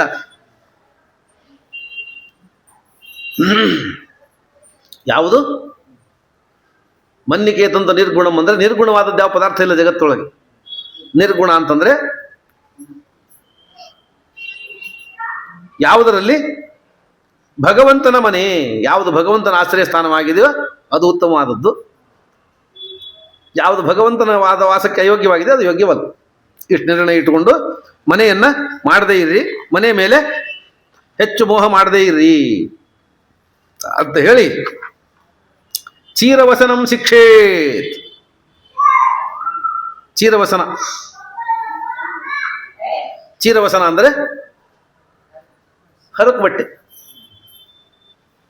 ಹರಕು ಬಟ್ಟೆ ಉಟ್ಕೋದು ಒಂದು ಧರ್ಮ, ಭಾಗವತ ಧರ್ಮ. ಚೀರವಸನ ಅಂದರೆ ಮತ್ತೆ ಉಪಯೋಗ ಮಾಡಿ ಇನ್ನು ಉಪಯೋಗ ಮಾಡ್ಲಿಕ್ಕೆ ಬರೋದಿಲ್ಲ ಅಂತ ಆದ್ಮೇಲೆ ಬಿಟ್ಬಿಡೋದು, ಹೋಗೋದು. ಇದನ್ನು ಹೇಳಿದ್ದಾರೆ. ಯಾಕೆಂದ್ರೆ ವಾನಪ್ರಸ್ಥರಿಗೆ ಬಟ್ಟೆ ಇಲ್ಲ, ವಾನಪ್ರಸ್ಥರ ಬಟ್ಟೆ ಇಲ್ಲಿಂದ ಉಟ್ಕೋಬೇಕು. ಬ್ರಹ್ಮಚಾರಿಗೆ ಬಟ್ಟೆ ಇಲ್ಲ, ಗುರುಕುಲದಲ್ಲಿ ವಾಸ ಮಾಡುವ ಬ್ರಹ್ಮಚಾರಿಗೆ ಬಟ್ಟೆ ಇಲ್ಲ. ಹಾಗಾಗಿ ಎಲ್ಲವನ್ನೂ ತ್ಯಾಗ ಮಾಡಿ, ಸರ್ವಸಂಗ ಪರಿತ್ಯಾಗ ಮಾಡಿ, ಅರಣ್ಯದಲ್ಲಿ ವಾಸ ಮಾಡಿ ಭಿಕ್ಷೆ ಬೇಡಿಕೊಂಡು ಬದುಕುವ ವೈರಾಗ್ಯದಿಂದವರು ಏನು ಹೇಗೆ ಉಟ್ಕೋಬೇಕು? ಬಟ್ಟೆ ಉಟ್ಕೊಳ್ಳೇಬೇಡ ಅಂದ್ರು ಭಾಗವತ ಹೇಳೋದು. ಬಟ್ಟೆ ಉಟ್ಕೊಳ್ಳೋಕೆ ಹೋಗ್ಬೇಡ, ಬಿಟ್ಬಿಡು. ಯಾಕೆ ಉಟ್ಕೋ? ಬಟ್ಟೆ ಇಟ್ಕೊಳ್ಳೋದು ಹಂಗೆ ಇತ್ತು, ದಿಗಂಬರನಾಗಿರು. ಇಲ್ರಿ ನಾವೇನೋ ಹಂಗೋ ಓಡಾಡ್ತೀವಿ, ಪಾಪ ಮಂದಿ ಸಲುವಾಗಿ, ಸ್ವಲ್ಪ ಸಮಾಜದ ಮೇಲೆ ಇದ್ರ ಸಲುವಾಗಿ ಉಟ್ಕೋಬೇಕು. ನಾವು ಅಷ್ಟು ಪಕ್ವ ಆಗಿಲ್ಲ, ಅಷ್ಟು ಪಕ್ವ ಇರಾಕೆ ಬಂದಿಲ್ಲ ನಮಗೆ. ಆದ್ದರಿಂದ ಬಟ್ಟೆ ಬೇಕು ಅಂದರೆ ಚಿರಾಣಿ ಕಿಂಪತಿನ ಸಂತಿ. ಹರಕ್ ಬಟ್ಟೆ ಸಿಗೋದಿಲ್ಲ, ಬಟ್ಟೆ ಒಳಗೆ ದಾರಿ ಒಳಗೆ ತೊಗೊಂಡು ಉಟ್ಕೊಂತದ್ದು. ಹರಕ್ ಬಟ್ಟೆ ಎಲ್ಲಿ ಸಿಗ್ತದೆ? ಹರಕ್ ಬಟ್ಟೆ ಎಲ್ಲಿ ಸಿಗ್ತದೆ? ಇಲ್ಲೇ ಹೋಗ್ರಿ ಗಳಿಗಲ್ಲೇ ಟ್ರ್ಯಾಕ್ಟರ್ ಗಟ್ಟಲೆ ಇಟ್ಟಿರ್ತಾರೆ. ಗೌಳಿಗಳಿಗೆ ಆ ಹಿಂದೆ ಆ ಮರಾಠಗಲ್ಲಿ ಎದ್ರಿದೆ ಅಲ್ಲ, ಕೋಳಿ ಪ್ಯಾಟೆ, ಟ್ರ್ಯಾಕ್ಟರ್ ಗಟ್ಟಲೆ ಹರಕ್ ಬಟ್ಟೆ ಮಾಡ್ತಾರಲ್ಲ. ಅದನ್ನು ಮಾರೋರು ಇದ್ದಾರೆ, ತೊಗೊಂಬರೋ ಗ್ರಾಹಕರು ಇದ್ದಾರೆ. ಅವ್ರಿಗೆ ಯಾವ್ದಕ್ಕೆ ತಗೋತಾರೆ. ಅದು ಇಲ್ಲಿ ಹೇಳಿದ್ದೇನು, ಹರಕ್ ಬಟ್ಟೆ ಅಂದ್ರೆ ಏನು? ಬಟ್ಟೆ ಕೊಳ್ಳಲಿಕ್ಕೆ ಅಧಿಕಾರ ಇಲ್ಲದೆ ಇದ್ದವ್ರಿಗೆ ಬಟ್ಟೆ ಕೊಡ್ಬೇಕು, ಗೃಹಸ್ಥನ ಕೆಲಸ. ಹಾಗಾಗಿ ಅವ್ರು ಬಟ್ಟೆ ಉಟ್ಕೊಳ್ಳಿ ಅಂತ ಹೇಳಿ ಒಂದು ಬಟ್ಟೆ 1 ವರ್ಷ ಬರ್ತಿತ್ತು ಅಂದ್ರೆ 6 ತಿಂಗಳು ಇಟ್ಕೋಬೇಕದನ್ನ. 6 ತಿಂಗಳಾದ್ಮೇಲೆ ಯಾವುದಾದ್ರು ಗಿಡಕ್ಕೂ ಕಂಪೌಂಡಿಗೆ ಹಾಕಬೇಕು. ಅವ್ರು ಬಂದಾಗ ಭಿಕ್ಷೆ ಬೇಡ್ಲಿಕ್ಕೆ ಬಂದಾಗ ಅದನ್ನು ತೊಗೊಂಡು ಉಟ್ಕೋಬೇಕು. ಇದು ಅವರಿಗೆ ಬಟ್ಟೆ. ಚಿರಾಣಿ ಕೆಂಪು ದಾರಿ ಒಳಗೆ ಬಟ್ಟೆ ಇಲ್ಲ ಅಂತ ತೊಗೊಂಡು ಉಟ್ಕೊಂಡ್ರೆ ಹಿಂಗೆ ಹಾಕಿರ್ತಾರೆ, ತಗೋ ಅಂತ ಹೇಳಿತ್ತು ಭಾಗವತ. ಯಾರು ಹಾಕ್ತಾರೆ? ಗಂಡನ ಪ್ಯಾಂಟು ಸಣ್ಣದಾದ್ರೆ ಮಗ್ ಹೊಲಿಸಿ ಅಲ್ಟ್ರೇಷನ್ ಮಾಡಿಸಿ, ದೊಡ್ಡ ಮಗನಿಗೆ ಬರೋದಿಲ್ಲ ಅಂತ ಆದ್ರೆ ಅದನ್ನು ಮತ್ತೆ ಅಲ್ಟ್ರೇಷನ್ ಮಾಡಿ ಸಣ್ಣ ಮಗನಿಗೆ ಹಾಕಿ, ಇನ್ಯಾರು ಹಾಕೊಂಬರಿಲ್ಲ ಅಂತ ಆದ್ಮೇಲೆ ಅವನು ಒಂದು 7-8 ಜೋಡಿಸಿ ಹಾಕಿ ಒಂದಷ್ಟು ಇಲ್ಲಿದ್ದ ಎಂತಾದ್ರೂ ಪಾತ್ರೆ ಕೊಡು ಅಂತ ಹೇಳಿ ಹಳೆ ಬಟ್ಟೆ ಹಾಕಿ ಒಂದಷ್ಟು ಪಾತ್ರೆ ತಗೋಬೇಕು ಅಂತ ಓದಾಡ್ತಾರೆ. ಹಳೆ ಬಟ್ಟೆ ಸೇರಿಸಿ ಒಂದು ಪಾತ್ರೆ, ಏನೋ ಪಾತ್ರೆ ಸಿಕ್ಕರೆ ಸಾಕು ಅಂತ ಹೇಳಿ ತಗೋತಾರಲ್ಲ, ಅದೇ ಹಳೆ ಬಟ್ಟೆ ಅಲ್ಲಿ ಮಾರಾಟಕ್ಕೆ ಬರ್ತಾವೆ. ಮತ್ತೆ ಬರೋದೆಲ್ಲ ಅಂದ್ರೆ ಮೂಲ ಬೇಕಲ್ಲ, ಅವೇ ಬರೋದಲ್ಲಿ. ಹಾಗಾಗಿ ಎಷ್ಟು ಹಳೇದಾದ್ರೂ ಬಿಡಬಾರ್ದು ಅಂತ ಹೇಳಿ ಆಯ್ತು. ಪಂಜ ಗಿಂಜ ಇದ್ರೆ ಬರೋಷ್ಟು ದಿವಸ ಉಟ್ಕೊಂಡು ಆಮೇಲೆ ನೆಲ ಒರೆಸ್ಲಿಕ್ಕೆ ಮಾಡಿ, ಅದು ಹರಿದ್ರೆ ಅದ್ರಾಗ 2 ತುಂಡು ಮಾಡಿ ಕೈ ಒರೆಸೋ ನೆಲ ಬಟ್ಟಿ ಮಾಡಿ ಅದು ಮಾಡಿ, ಅದು ಕಳೆದು ಹೋದ್ರೆ 3 ದಿವಸ ಒದ್ದಾಟ, ಅರಿವಿ ಹೋಯ್ತು ಅಂತ ಹೇಳಿ. ಅದರಿಂದ ಚೀರವಸನ ಅಂದ್ರೆ ಹರಕು ಬಟ್ಟೆ, ದಾರಿ ಒಳಗಿದ್ದ ಬಟ್ಟೆ ಉಟ್ಕೋಬೇಕು ಅಂತ ಭಾಗವತ ಹೇಳ್ತದೆ. ಅದು ಭಾಗವತ ಧರ್ಮ. ಅಂದ್ರೆ ಬಟ್ಟೆ ಸಂಪಾದನೆಗಾಗಿ ಆಯಾಸ ಸಮಯ ವ್ಯರ್ಥ ಆಗುತ್ತೆ. ಬಟ್ಟೆ ಸಂಪಾದನೆ ಮಾಡಬೇಕು, ದುಡ್ಡು ಸಂಪಾದನೆ ಮಾಡಬೇಕು. ದುಡ್ಡು ಸಂಪಾದನೆ ಮಾಡಬೇಕು ಅಂದ್ರೆ ನ್ಯಾಯದಿಂದ ಸಂಪಾದನೆ ಮಾಡಬೇಕು ಅಂದ್ರೆ ಸಮಯ ಜಾಸ್ತಿ ಬೇಕು, ಅದ ಸಮಯ ವ್ಯರ್ಥ ಆಗುತ್ತೆ. ಅನ್ಯಾಯದಿಂದ ಬೇಗ ಸಂಪಾದನೆ ಮಾಡಬೇಕು, ಕಳ್ತನ ಮಾಡಿ ಪಾಪ ಬರ್ತದೆ. ನ್ಯಾಯದಿಂದ ಸಂಪಾದನೆ ಮಾಡಿದ್ರು ಪಾಪ ಇದೆ. ಮತ್ತೆ ನ್ಯಾಯದಿಂದ ಸಂಪಾದನೆ ಮಾಡಿದ್ರು ಪಾಪ ಉಂಟು, ದುಡ್ಡಿನಿಂದ ಪಾಪ ಬಂದೇ ಬರ್ತದೆ, ಪಾಪ ಕಡಿಮೆ ಬರ್ತದೆ. ನ್ಯಾಯ ಮಾರ್ಗದಿಂದ ಸಂಪಾದನೆ ಮಾಡಿವಿ ಅಂದ್ರೆ ಅದರಿಂದಲೂ ಪಾಪ ಉಂಟೇ ಉಂಟು. ದ್ರವ್ಯ ಅನ್ನೋದು ದುಡ್ಡು ಪಾಪ ತಗೊಂಡೇ ಬರೋ ಪದಾರ್ಥ, ಆದ್ರೆ ಕಡಿಮೆ ಪಾಪ ಬರ್ತದೆ, ಅತ್ಯಂತ ಕಡಿಮೆ ಪಾಪ ಬರ್ತದೆ. ಆದ್ರೆ ಬೇರೆ ಅದನ್ನು ಎತ್ತು ಹಾಕಿದ್ರೆ, ಅನ್ಯಾಯ ಮಾಡಿದ್ರೆ ಬಹಳ ಪಾಪ ಬರ್ತದೆ. ಅದರಿಂದ ದುಡ್ಡನ್ನ ನೀನು ಬಟ್ಟೆ ತಗೋಬೇಕಂದ್ರೆ ದುಡ್ಡು ಸಂಪಾದನೆ ಮಾಡಬೇಕು. ಆ ದುಡ್ಡು ಸಂಪಾದನೆ ನ್ಯಾಯ ಮಾರ್ಗದಿಂದ ಮಾಡ್ಲಿಕ್ಕೆ ಹೋದ್ರೆ ನೀನು ಭಗವಂತನ ಧ್ಯಾನಕ್ಕಾಗಿ, ಭಗವಂತನ ಸೇವೆಗಾಗಿ ಬಳಸಬೇಕಾದ ಸಮಯ ವ್ಯರ್ಥ ಆಗುತ್ತೆ. ಅಷ್ಟು ಬೇಡ ಅಂತ ಹೇಳಿ ಬೇಗ ಮಾಡಬೇಕು ಅಂತ ಕಳ್ತನ ಮಾಡ್ಕೊಂಡ್ಬಂದ್ರೆ ಕಳ್ತನ ಮಾಡಿದ ಪಾಪ ಬರ್ತದೆ, ಬಹಳ ದೊಡ್ಡ ಪಾಪ. ಋಣಕ್ಕೆ ಬಹಳ ಹೆದರ್ತಿತ್ತು ನಮ್ಮ ಸಮಾಜ. ಈಗ ದುಡ್ಡು ಸಾಲ ತಗೊಂಡು ಕಟ್ಟದೇ ಇರೋದೇ ಬುದ್ಧಿವಂತಿಕೆ ಅಂತ. ಸಾಲ ತಗೊಂಡು ಕಟ್ಟದೇ ಇರೋದು ಬುದ್ಧಿವಂತಿಕೆ. ಅದನ್ನು ಕಲಿಸ್ಲಿಕ್ಕೆಲ್ಲ ಇನ್ನೂ ಇದು ಇರ್ತಾವೆ, ಕಾಲೇಜ್ ಇರ್ತಾವೆ, ಟ್ಯೂಷನ್ ಇರ್ತಾವೆ. ಸಾಲ ತಗೊಂಡು ಕಟ್ಟದೇ ಇರೋದು ಹೆಂಗೆ ಮಾಡ್ಬೇಕು, ಹೆಂಗೆ ಕಟ್ಟದೇ ಇರಬೇಕು ಅಂತ ಮೊದಲೇ ನಾನು ಅದು ಸಾಲ ಗೀಲ ಮಾಡಿದರೆ ಮಕ್ಕಳ ಕಡೆಯಿಂದ ಮಾತು ತಗೋತಿದ್ದು. ನಾನು ಅವ್ರ ಕಡೆಯಿಂದ 2 ರೂಪಾಯಿ ಸಾಲ ತಗೊಂಡೇನೆ, 5 ರೂಪಾಯಿ ಸಾಲ, 10 ರೂಪಾಯಿ ಸಾಲ ಇದೆ. ಆ ಸಾಲ ಕಟ್ಟಿ ನೀನು ನನ್ನ ಋಣಮುಕ್ತನನ್ನಾಗಿ ಮಾಡಬೇಕು. ನನಗೆ ಸಾಲ ತೀರಿಸಿದೆ, ಅವ್ರ ಋಣದಲ್ಲಿ ಹೊಂಟಿನ ನಾನು ಅವರ ಋಣಮುಕ್ತನನ್ನಾಗಿ ಮಾಡಬೇಕು ಅಂತ ಹೆದರ್ತಿದ್ರು. ಋಣಕ್ಕೆ ಹೆದರ್ತಿದ್ರು ನಮ್ಮಲ್ಲಿ. ಋಣವೆಂಬ ಬಾಧೆ ಬಹಳ ಬಾಧೆ ಬಡಿಸಿದೆ ಅಂತ ಹಾಡು ಮಾಡಿದ್ದಾರೆ. ಋಣ ಬಹಳ ದೊಡ್ಡ ಇದು ಅದು. ಅದಕ್ಕಾಗಿ ಇನ್ನೊಬ್ಬ ಋಣಕ್ಕೆ ಬಹಳ ಹೆದರ್ತಿದ್ರು. ಸಾಲ ಮಾಡಿ ಬಿಟ್ಟು ಹೋಗೋದು ಬುದ್ಧಿವಂತಿಕೆ ಅಲ್ಲ. 10-20 ರೂಪಾಯಿಯನ್ನ ಎತ್ತಾಕಿ ಹೋದ್ರೆ 16 ಜನ್ಮ ತೀರಿಸಬೇಕಾಗತ್ತೆ. ಇನ್ನೊಬ್ಬರು ಋಣದಲ್ಲಿ ಹೋಗಬಾರ್ದು ಅಂತ ಬಹಳ ಇತ್ತು ನಮ್ಮ ಹಿಂದಿನ. ಅದಕ್ಕೆ ಈಗ ಅದೇನು ಬಹಳ ತಲೆ ಕೆಡಿಸೋದು. ಈಗ ನಾವು ಯಾರ್ದು ತಗೋಬಾರ್ದು, ತಂದು ಕೊಡ್ದು. ಈಗ ಎಲ್ಲಾರ್ದು ನಂದೇ ಅಂದ್ಬಿಡ್ತಾರೆ. ಹಾಗಾಗಿ ಆಪ್ತೋಪಾಸಕರು ಇವರೆಲ್ಲ ಮಂದಿದೆಲ್ಲ ನಂದೇ ಅಂತ ಹೇಳಿ ಆಪ್ತೋಪಾಸನ ಮಾಡ್ತಾ ಎತ್ತು ಹಾಕಿಬಿಡ್ತಾರೆ. ಅದು ಬಹಳ ಹೆದರ್ತಿತ್ತು ಸಮಾಜ. ಋಣ ಎಷ್ಟು ಹೇಳಿದ್ದಾರೆ ಅಂತಂದ್ರೆ, ಇನ್ನೊಬ್ಬರು ಕಟ್ಟಿಸಿದ ಕೆರೆ ಬಾವಿ ಒಳಗೆ ಸ್ನಾನ ಮಾಡಬಾರ್ದು ಅಂತ ಹೇಳಿದ್ದಾರೆ. ಸ್ನಾನ ಮಾಡಿದರೆ ಅವ್ರ ಋಣದಲ್ಲಿ ಬಿದ್ದಂಗೆ ಆಗುತ್ತೆ. ಇನ್ನೊಬ್ಬರು ಕೇಳಿ, ಅನಿವಾರ್ಯವಾಗಿದ್ರೆ ಅವ್ರನ್ನ ಕೇಳಿ ಮಾಡಬೇಕು. ಇನ್ನೊಬ್ಬರ ಮನೆಯಲ್ಲಿ ಬೆಳೆದ ಹೂವು ತುಳಸಿ ತರಬಾರ್ದು. ಪದ್ಮಮಾಲಾದಲ್ಲಿ ಮಾತು ಹೇಳ್ತಾರೆ ಜಯತೀರ್ಥರು. ಇನ್ನೊಬ್ಬರ ಮನೆಯಲ್ಲಿ ಬೆಳೆದ ಹೂವು ತುಳಸಿಯನ್ನ ಅವ್ರು ಕೊಡದೆ ಹೇಳದೆ ಹರ್ಕೊಂಬರ್ಬಾರ್ದು. ಅಂಗಡಿಯನ್ನು ತಂದು ಏರಿಸಬಾರ್ದು. ಅದಂತೂ ಇಲ್ಲೀಗ ತಂದ್ರೆ ಇಲ್ಲ ಸಿಗುತ್ತೆ. ತಂದು ಏರಿಸೋದು ಅದು ರೂಢಿ ಒಳಗೆ ಬಂದು ಹೋಯ್ತು. ಕನಿಷ್ಠ ಕಳುವಂತೂ ಮಾಡಬಾರ್ದು, ಹೇಳದೆ ಕೇಳಿ ತೊಗೊಂಬರ್ಬಾರ್ದು. ಅರಣ್ಯದಲ್ಲಿ ಬೆಳೆದಿದ್ರೆ ಯಾರನ್ನೂ ಕೇಳೋ ಕಾರಣ ಇಲ್ಲ. ಅದು ದೇವರದ್ದು, ಹೋಗಿ ಅದನ್ನು ಹರ್ಕೊಂಬಂದು ಏರಿಸಬಹುದು. ಇನ್ನೊಬ್ಬರ ಮನೆ ಇತ್ತು ಅಂದ್ರೆ ಅವ್ರ ವೈರಿ ನಮಗೇನು ಪೂಜೆಗಿಲ್ಲ, ನೀವು ತೊಗೊಂಡು ಹೋರಿ ಅಂತ ಹೇಳಿರ್ಬೇಕು. ಇಲ್ಲ ಅವರೇ ಕತ್ತರಿಸಿ ಕೊಡಬೇಕು. ಅಲ್ಲಿ ತನಕ ಅದನ್ನು ತೊಗೊಂಬರ್ಬೇಡ ಅಂತ ಹೇಳಿ. ಬೇಕೇ ಬೇಕು ಅಂತೇನು ಕೆಲವರು ಮುಂಜಾನೆ ಎದ್ಕೊಳ್ಳೋ ಮುದುಕರು ಒಂದು ಸ್ವೆಟರ್ ಹಾಕೊಂಡು ಒಂದು ಛತ್ರಿ ಹಾಕೊಂಡು ಹೊಂಟು ಬಿಡ್ತಾರೆ. ಛತ್ರಿ ಅದಕ್ಕದು ನಡಿಲಿಕ್ಕಲ್ಲ, ಚೆನ್ನಾಗೇ ಇರ್ತಾರ ಅವರು. ಕಂಪೌಂಡ್ ಮೇಲೆ ಗಿಡ ಬಿದ್ದಿತ್ತು ಅಂದ್ರೆ ಛತ್ರಿ ಹಾಕಿ ಗಿಡ ಎಳೆಯೋದು, ಹೂ ಹರ್ಕೊಂಡು ಹೋಗೋದು. ಅದಕ್ಕೆ ಛತ್ರಿ ಇದಕ್ಕೆ ಕೋಲ್ ತೊಗೊಂಡು ಹೋಗಿರ್ತಾರ. ಅದು ನೋಡೋ ಯಜಮಾನ ಪಾಪ ಮುದುಕ ಏನು ಮಾತಾಡೋದು ಬಿಡು ಸುಮ್ಮನೆ ಆಗ್ತಾರೆ. ಮುದುಕರಿಗೆ ಏನನ್ನು ಹೋಲಿ ಬಿಡು ಸುಮ್ಮನೆ ಆಗ್ತಾರೆ. ಹೆಂಗೋ ಸುಮ್ಮನೆ ಇರ್ತಾರೆ ಅಂತ ದಿನ ಹರಿಲಿಕ್ಕೆ ಶುರು ಮಾಡ್ತಾರೆ. ಜಯತೀರ್ಥರ ಪದ್ಮಮಾಲಾದಲ್ಲಿ ದೇವರು ಅಂತಾನೆ, ಯಾಕೆ ನಿಮ್ಮ ದೇವ್ರು ಕಾಲು ಹೊತ್ತು ಅಳ್ತಾನೆ, ಹೂ ಬೇಕು ನನಗೆ ಅಂತ. ಹೂ ಬೇಕು ಅಂತ ಅಳ್ತಾನೆ. ಹೂ ಇಲ್ಲ, ಒಂದು ತುಳಸಿ ಏರಿಸು. ತುಳಸಿಕ್ಕಿಲ್ಲ, ಮಂದಿ ಮನೆ ಕಳುವು ಮಾಡ್ಕೊಂಡ್ ಬರಬೇಕು. ಒಂದು ಒಣ ತುಳಸಿ ಕಟ್ಟಿಗೆ ಇಟ್ಕೊ ಮನ್ಯಾಗ. ತುಳಸಿ ಕಟ್ಟಿಗೆ ಇಡು ದೇವ್ರ ತಲೆ ಮೇಲೆ ಅಂತ. ತುಳಸಿ ಹೂ ಸಿಕ್ಕಿಲ್ಲ ಅಂದ್ರೆ ಒಣ ಕುಟ್ಟಿಗೆ ಇಡು. ಅದು ಸಿಕ್ಕಿಲ್ಲ, ತುಳಸಿ ಗಿಡದ ಮಣ್ಣು ಇರ್ತಲ್ಲ, ಒಂದು ಮಣ್ಣು ಇಟ್ಕೊ, ಉಂಡಿ ಮಾಡಿ ಗಂಧ ಏರಿಸಿದಂಗೆ ಏರಿಸು. ಇನ್ನೊಬ್ರು ತರಬೇಡ ಅಂತ. ತುಳಸಿ ಉಂಡಿ ಏರಿಸಿ ತೆಗೀತು ತುಳಸಿಯನ್ನು. ಅದು ಸಿಕ್ಕಿಲ್ಲ, ತುಳಸಿ ಅಂದ್ಬಿಡು. ತುಳಸಿ ಅಂದ್ಬಿಡು, ತರಬೇಡ ಇನ್ನೊಬ್ರದ್ದು ಅಂದ್ರು. ಯಾಕೆಂದ್ರೆ ಮಾಡಿದ್ದು ಪೂಜೆ ದೊಡ್ಡ ಕೆಲಸ, ಪುಣ್ಯ ಸಾಧನ ಕೆಲಸ. ಬಂದದ್ದು ಪುಣ್ಯದ ಕೆಲಸವನ್ನು ಮಾಡಿ ಪಾಪ ಕಟ್ಟಿಕೊಳ್ಳುವ ಕೆಲಸ ಮಾಡ್ತೀರಿ, ಯಾಕೆ ಮಾಡಬೇಡ್ರಿ ಅಂತ ಹೇಳಿಕೊಡ್ತಾರೆ. ಋಣಕ್ಕೆ ಇಷ್ಟು ಹೆದರ್ತದೆ ಹೇಳ್ತದೆ ಶಾಸ್ತ್ರ, ಇನ್ನೊಬ್ಬರು ಋಣದಲ್ಲಿ ಬೀಳಬಾರ್ದು ಅಂತ. ಹಾಗಾಗಿ ಯಾರ್ದಾದ್ರೂ ಕೆರೆ ಬಾವಿ ಸ್ನಾನಕ್ಕೆ ಹೋದ್ರೆ, ನದಿಗಲ್ಲಿ ನಿಯಮ ಇಲ್ಲ, ನದಿಗೆ ಸ್ನಾನ ಮಾಡಿ ಅರ್ಘ್ಯ ಕೊಡಬೇಕು, ಪಾಪ ಪರಿಹಾರಕ್ಕಾಗಿ ಅಕ್ಷರ ತರ್ಪಣ ಕೊಡಬೇಕು. ಇನ್ನೊಬ್ರು ಕಟ್ಟಿಸಿದ ಕೆರೆ ಒಳಗೆ ಸ್ನಾನ ಮಾಡಬೇಕು ಅಂದ್ರೆ ಹೋಗಿ ಕೆರೆಯಿಂದ ಕನಿಷ್ಠ 3 ಮುಷ್ಟಿ ಮಣ್ಣು ತೆಗೆದು ಮೇಲೆ ಹಾಕಿ ಸ್ನಾನ ಮಾಡ್ಬೇಕಂತ. ಅಂದ್ರೆ ಆ ಕೆರೆಯನ್ನ ಅಷ್ಟು ಸ್ನಾನ ಮಾಡ್ಲಿಕ್ಕೆ ಎಷ್ಟು ಬೇಕೋ ಅಷ್ಟು ತೆಗ್ದೀನಿ ಅಂತ, ಆ ಕೆರೆಯನ್ನು ತೆಗೆದಷ್ಟು ಅದು ಕರ್ತವ್ಯ ಮಾಡಿ ಸ್ನಾನ ಮಾಡಬೇಕು. ಇಲ್ಲದಿದ್ರೆ ಕೆರೆಯಲ್ಲಿ ಇನ್ನೊಬ್ರು ಕಟ್ಟಿದ ಕೆರೆ ಒಳಗೆ ಸ್ನಾನ ಮಾಡಿದ್ರೆ ಸ್ನಾನ ಮಾಡಿದ ಪುಣ್ಯ ಅವ್ರಿಗೆ ಹೋಗ್ಬಿಡ್ತು. ಬೆಳಿಗ್ಗೆ ಎದ್ದು ಒದ್ದಾಡಿ ಧನುರ್ಮಾಸದೊಳಗೆ ಒದ್ದಾಡಿ ಸ್ನಾನ ಮಾಡಿದ್ ನೀನು, ನಿನಗೇನು ಬಂತು? ನೆಗಡಿ ಬರ್ತದೆ. ನಿನಗೆ ನೆಗಡಿ ಬರ್ತದೆ, ಕೆರೆ ಕಟ್ಟಿಸಿದನು ಪುಣ್ಯ ಬರ್ತದೆ. ಹಾಗಾಗಿ 3 ಮುಷ್ಟಿ ಮಣ್ಣು ತೆಗೆದು ಮೇಲೆ ಹಾಕಿ ಸ್ನಾನ ಮಾಡಬೇಕು ಅಂತ ವಿಧಾನ ಮಾಡಿದೆ ಶಾಸ್ತ್ರ. ಇಷ್ಟು ಋಣಕ್ಕೆ ಹೆದರ್ತಾರೆ. ಇತ್ತು ಗುಣ ಇತ್ತು ಹೇಳ್ತಾರೆ, ನಮಗೆ ಹೇಳ್ತಾರೆ. ನಮ್ಮ ಮನೇಲಿ ಒಂದು ಘಟನೆ ನಡೀತಂತೆ. ನಮ್ಮ ಅಜ್ಜಿ 3 ಜನ ನಮಗೆ. ಮೊದಲೇ ಒಬ್ಬ ಅಜ್ಜಿ ಸಣ್ಣ 14-15 ವರ್ಷಕ್ಕೆ ತೀರ್ಕೊಂಡ್ಬಿಟ್ರು. ಆಗಲಿಲ್ಲ. ತೀರ್ಕೊಂಡ್ರೆ ಏನಾಯ್ತು ಅಂದರೆ ಆವಾಗ ಗಂಡನ ಮನೆ, ನಮ್ಮ ಊರ ಮನೆಯಿಂದ ನಮ್ಮ ಅಜ್ಜನ ಹೆಂಡತಿ ತವ್ರ ಮನೆಗೆ ಹೋಗಿದ್ರು. ತವ್ರ ಮನೆಗೆ ಹೋದಾಗ ಒಂದು 30 ತೊಲೆ ಬಂಗಾರ ಇತ್ತು, ಮೈ ಮೇಲೆ ಹಾಕೊಂಡು ತೊಗೊಂಡು ಹೋಗಿದ್ರು. ಆ ತವ್ರ ಮನೆಗೆ ಹೋದಾಗ ಪ್ಲೇಗ್ ಬಂದು ತವ್ರ ಮನೇಲಿ ಹೋಗ್ಬಿಟ್ರು. ಏನಾಗಿನಂತೆ ಸುದ್ದಿ ಇತ್ತು, ಫೋನ್ ಮತ್ತೊಂದೇ ಎಲ್ಲ ಮುಗಿದು ಹೋಗ್ಬಿಡ್ತು. ಎಲ್ಲ ಮುಗಿಸಿ ಆಮೇಲೆ ಸುದ್ದಿತ್ತು, ಹಿಂಗಾಯ್ತು ಮಾಡಿಬಿಟ್ಟು ಒಂದು ಸುದ್ದಿ ಹೇಳಿದ್ರು. ಅವ್ರು ಬರಲಿಲ್ಲ. ಆಮೇಲೆ ಈ ಕಡೆ ಇನ್ನೊಂದು ಮದುವೆ ಆಯ್ತು, ಎಲ್ಲ ನಡೆಯಂಗೆ ನದ್ದು. ಅವರ ತಂದೆ ಹೋಗ್ಬಿಟ್ರು. ಪಾಪ. ಅವ್ರ ಹತ್ರ ಏನು ಸ್ವಲ್ಪ ಕಷ್ಟ ಇತ್ತು. ಮನೆಗೆ ಇನ್ನು ಬೇರೆ ಹೆಣ್ಮಕ್ಳ ಮದುವೆಗೆ ಕೊಟ್ಟ 30 ತೊಲೆ ಬಂಗಾರ ಕೊಟ್ಟು ಮದುವೆ ಮಾಡಿ ಮುಗಿಸ್ಬಿಟ್ರು. ಇದಾಗಿ 40 ವರ್ಷ ಕಳೀತು. 40 ವರ್ಷ ಕಳಿಸಿ ಅವ್ರ ಮಕ್ಕಳು ಮುದುಕರಾದ್ರು. ಇವ್ರು ಹೋಗಿ 40 ವರ್ಷ ಆಗಿತ್ತು.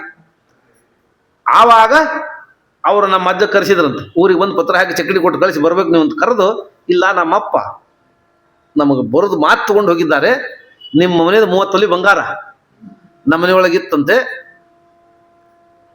ಅವಾಗ ಕೊಡಬೇಕು ಅನ್ಕೊಂಡ್ರು, ಕೊಡ್ಲಿಕ್ಕೆ ಎಲ್ಲ ಕಷ್ಟ ಇತ್ತು, ಏನೋ ಮದುವೆ ಮಾಡಿ ಬಳಸಿಬಿಟ್ರು. ಅದನ್ನ ಇಟ್ಕೋಬಾರ್ದು, ಕೊಡಬೇಕು ಅಂತ ಮಾತು ತಗೊಂಡಾರೆ. ಆ 30 ತೊಲೆ ಬಂಗಾರ ನಾವು ಕೊಡಬೇಕಾಗಿದೆ, ಬರ್ರಿ ಅಂತೇಳಿ ಚಕ್ಕಡಿ ಒಳಗೆ ತಗೊಂಡ್ಬಂದು ಆ 30 ತೊಲೆ ಬಂಗಾರ ಕೊಟ್ಟು, ಇಷ್ಟು ದಿವಸ ಇತ್ತು ಅಂತ ಮೇಲೆ 2 ತೊಲೆ ಪ್ರತ್ಯೇಕ ಕೊಟ್ಟು, ಪ್ರಾಯಶ್ಚಿತ್ತ ಅಂತ ಒಂದು ಆಕಳ ಕೊಟ್ಟು ಪೂಜೆ ಮಾಡಿ ಇಷ್ಟೆಲ್ಲ ಮಾಡೀವಿ, ನಿಮ್ಮ ಋಣ ಮುಡ್ತು ಅಂತ ಹೇಳ್ರಿ,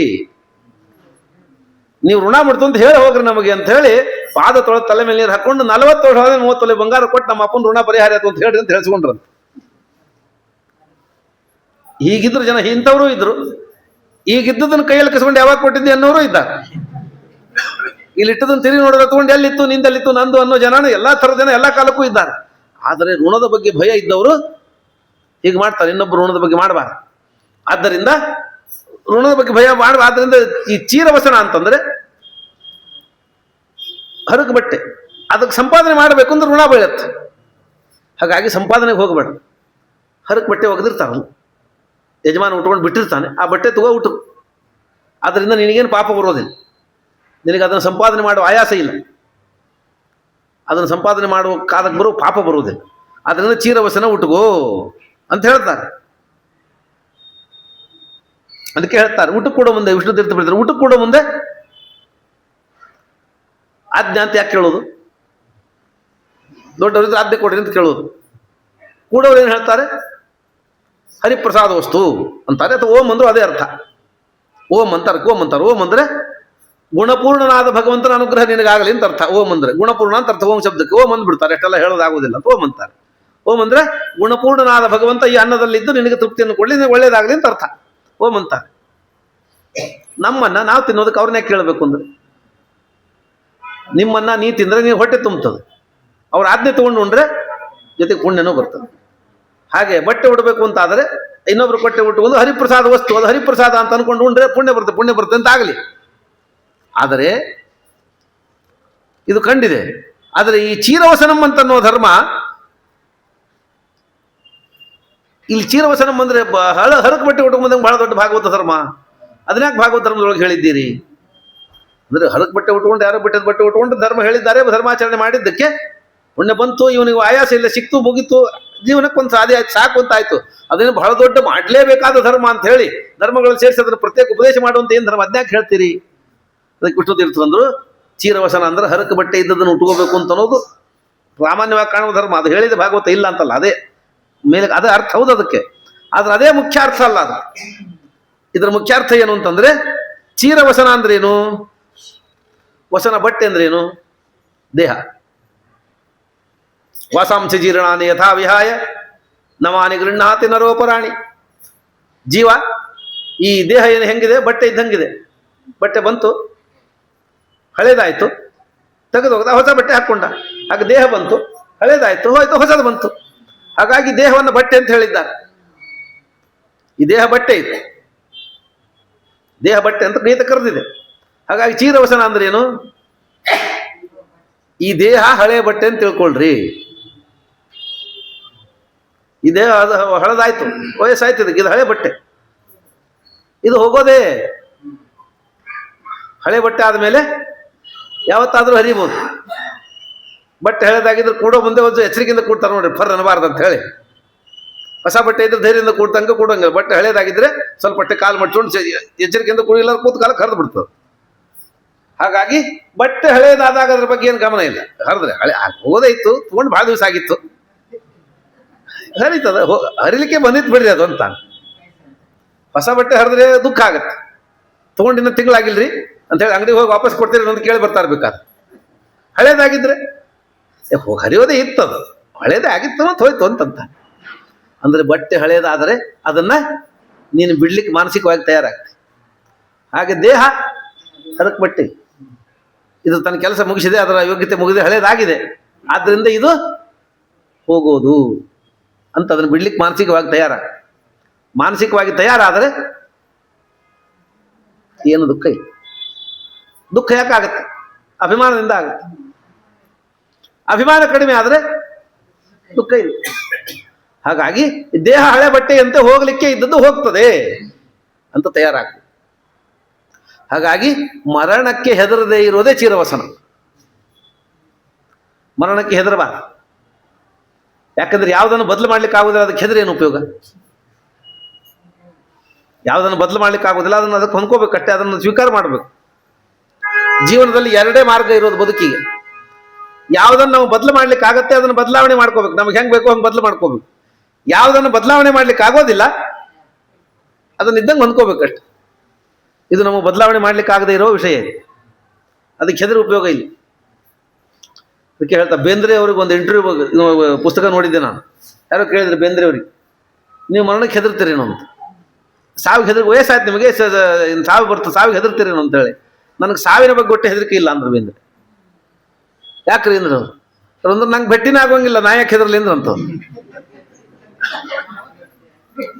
ನಾ ಇರೋ ತನಕ ಅದು ಬರೋಂಗಿಲ್ಲ, ಅದು ಬರೋ ಅಂದೇ ಶಬ್ದ, ಇದು ಬೇಂದ್ರೆ ಅವ್ರದೇ ಶಬ್ದ.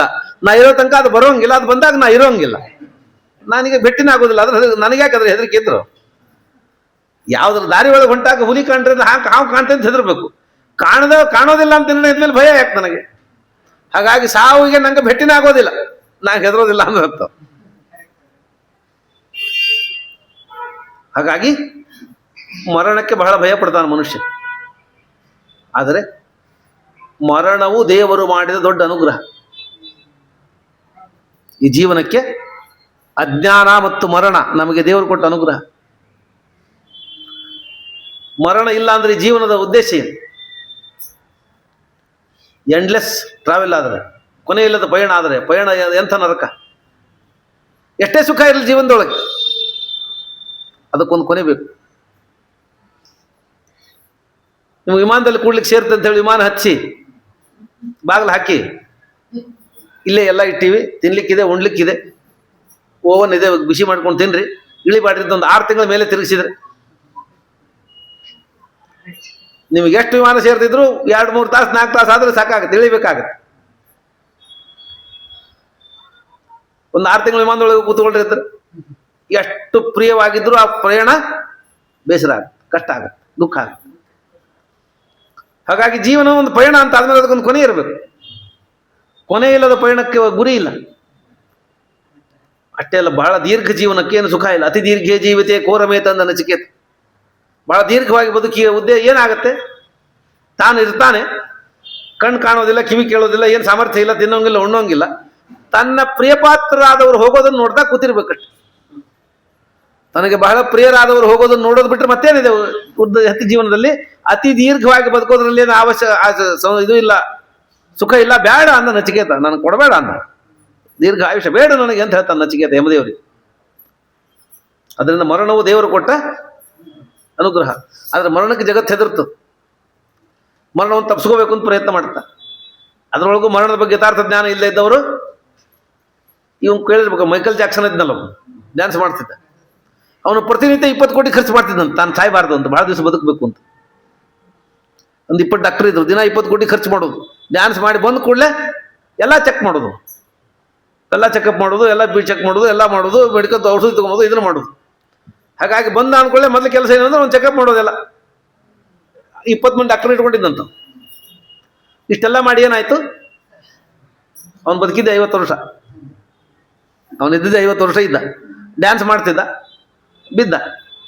20 ಮಂದಿ ಡಾಕ್ಟರ್ ಇದ್ರಲ್ಲ, ಏನಾಯ್ತು ಅಂತ ಹೋಗಿ ನೋಡಿದ್ರೋಗ ಇರಲಿಲ್ಲ, ಅವ್ನು ಕೃಷ್ಣಾರ್ಪಣ ಹೋಗೇ ಬಿಟ್ಟಿದ್ದ. ಸ್ಟೇಜ್ ಮೇಲೆ ಹೋಗ್ಬಿಟ್ಟ, ಇಮೇಜ್ ಮಾಡೋ ಕಾಲಕ್ಕೇನೆ ಹೋದ. ಆಮೇಲೆ ಎಡಿಟ್ ಮಾಡಿದ್ರು, ಅಲ್ಲಿ ಅಂತೂ ಮಾಡೋ ಕಾಲಕ್ಕೆ ಹೋಗ್ಬಿಟ್ಟ. ಯಾರು ಏನು ಮಾಡ್ಲಿಕ್ಕಾಗಲಿ. ಮರಣಕ್ಕೆ ಹೆದರಬಾರ್ದು. ಮರಣ ದೊಡ್ಡ ಅನುಗ್ರಹ ಅಂತ ಯಾವಾಗ ಗೊತ್ತಾಗುತ್ತೆ? ಇನ್ನು ಬದುಕಿಗೆ ಸ್ವಾರಸ್ಯ ಇಲ್ಲ ಅಂತ ಆದಾಗ ಮರಣದ ಬಗ್ಗೆ ಗೊತ್ತಾಗುತ್ತೆ. ಇನ್ನು ಹೋದ್ರೆ ಸಾಕ್ರಿ, ಇನ್ನೇನಿದೆ ನಮ್ದು ಅಂತ ಅನ್ನಿಸ್ತು.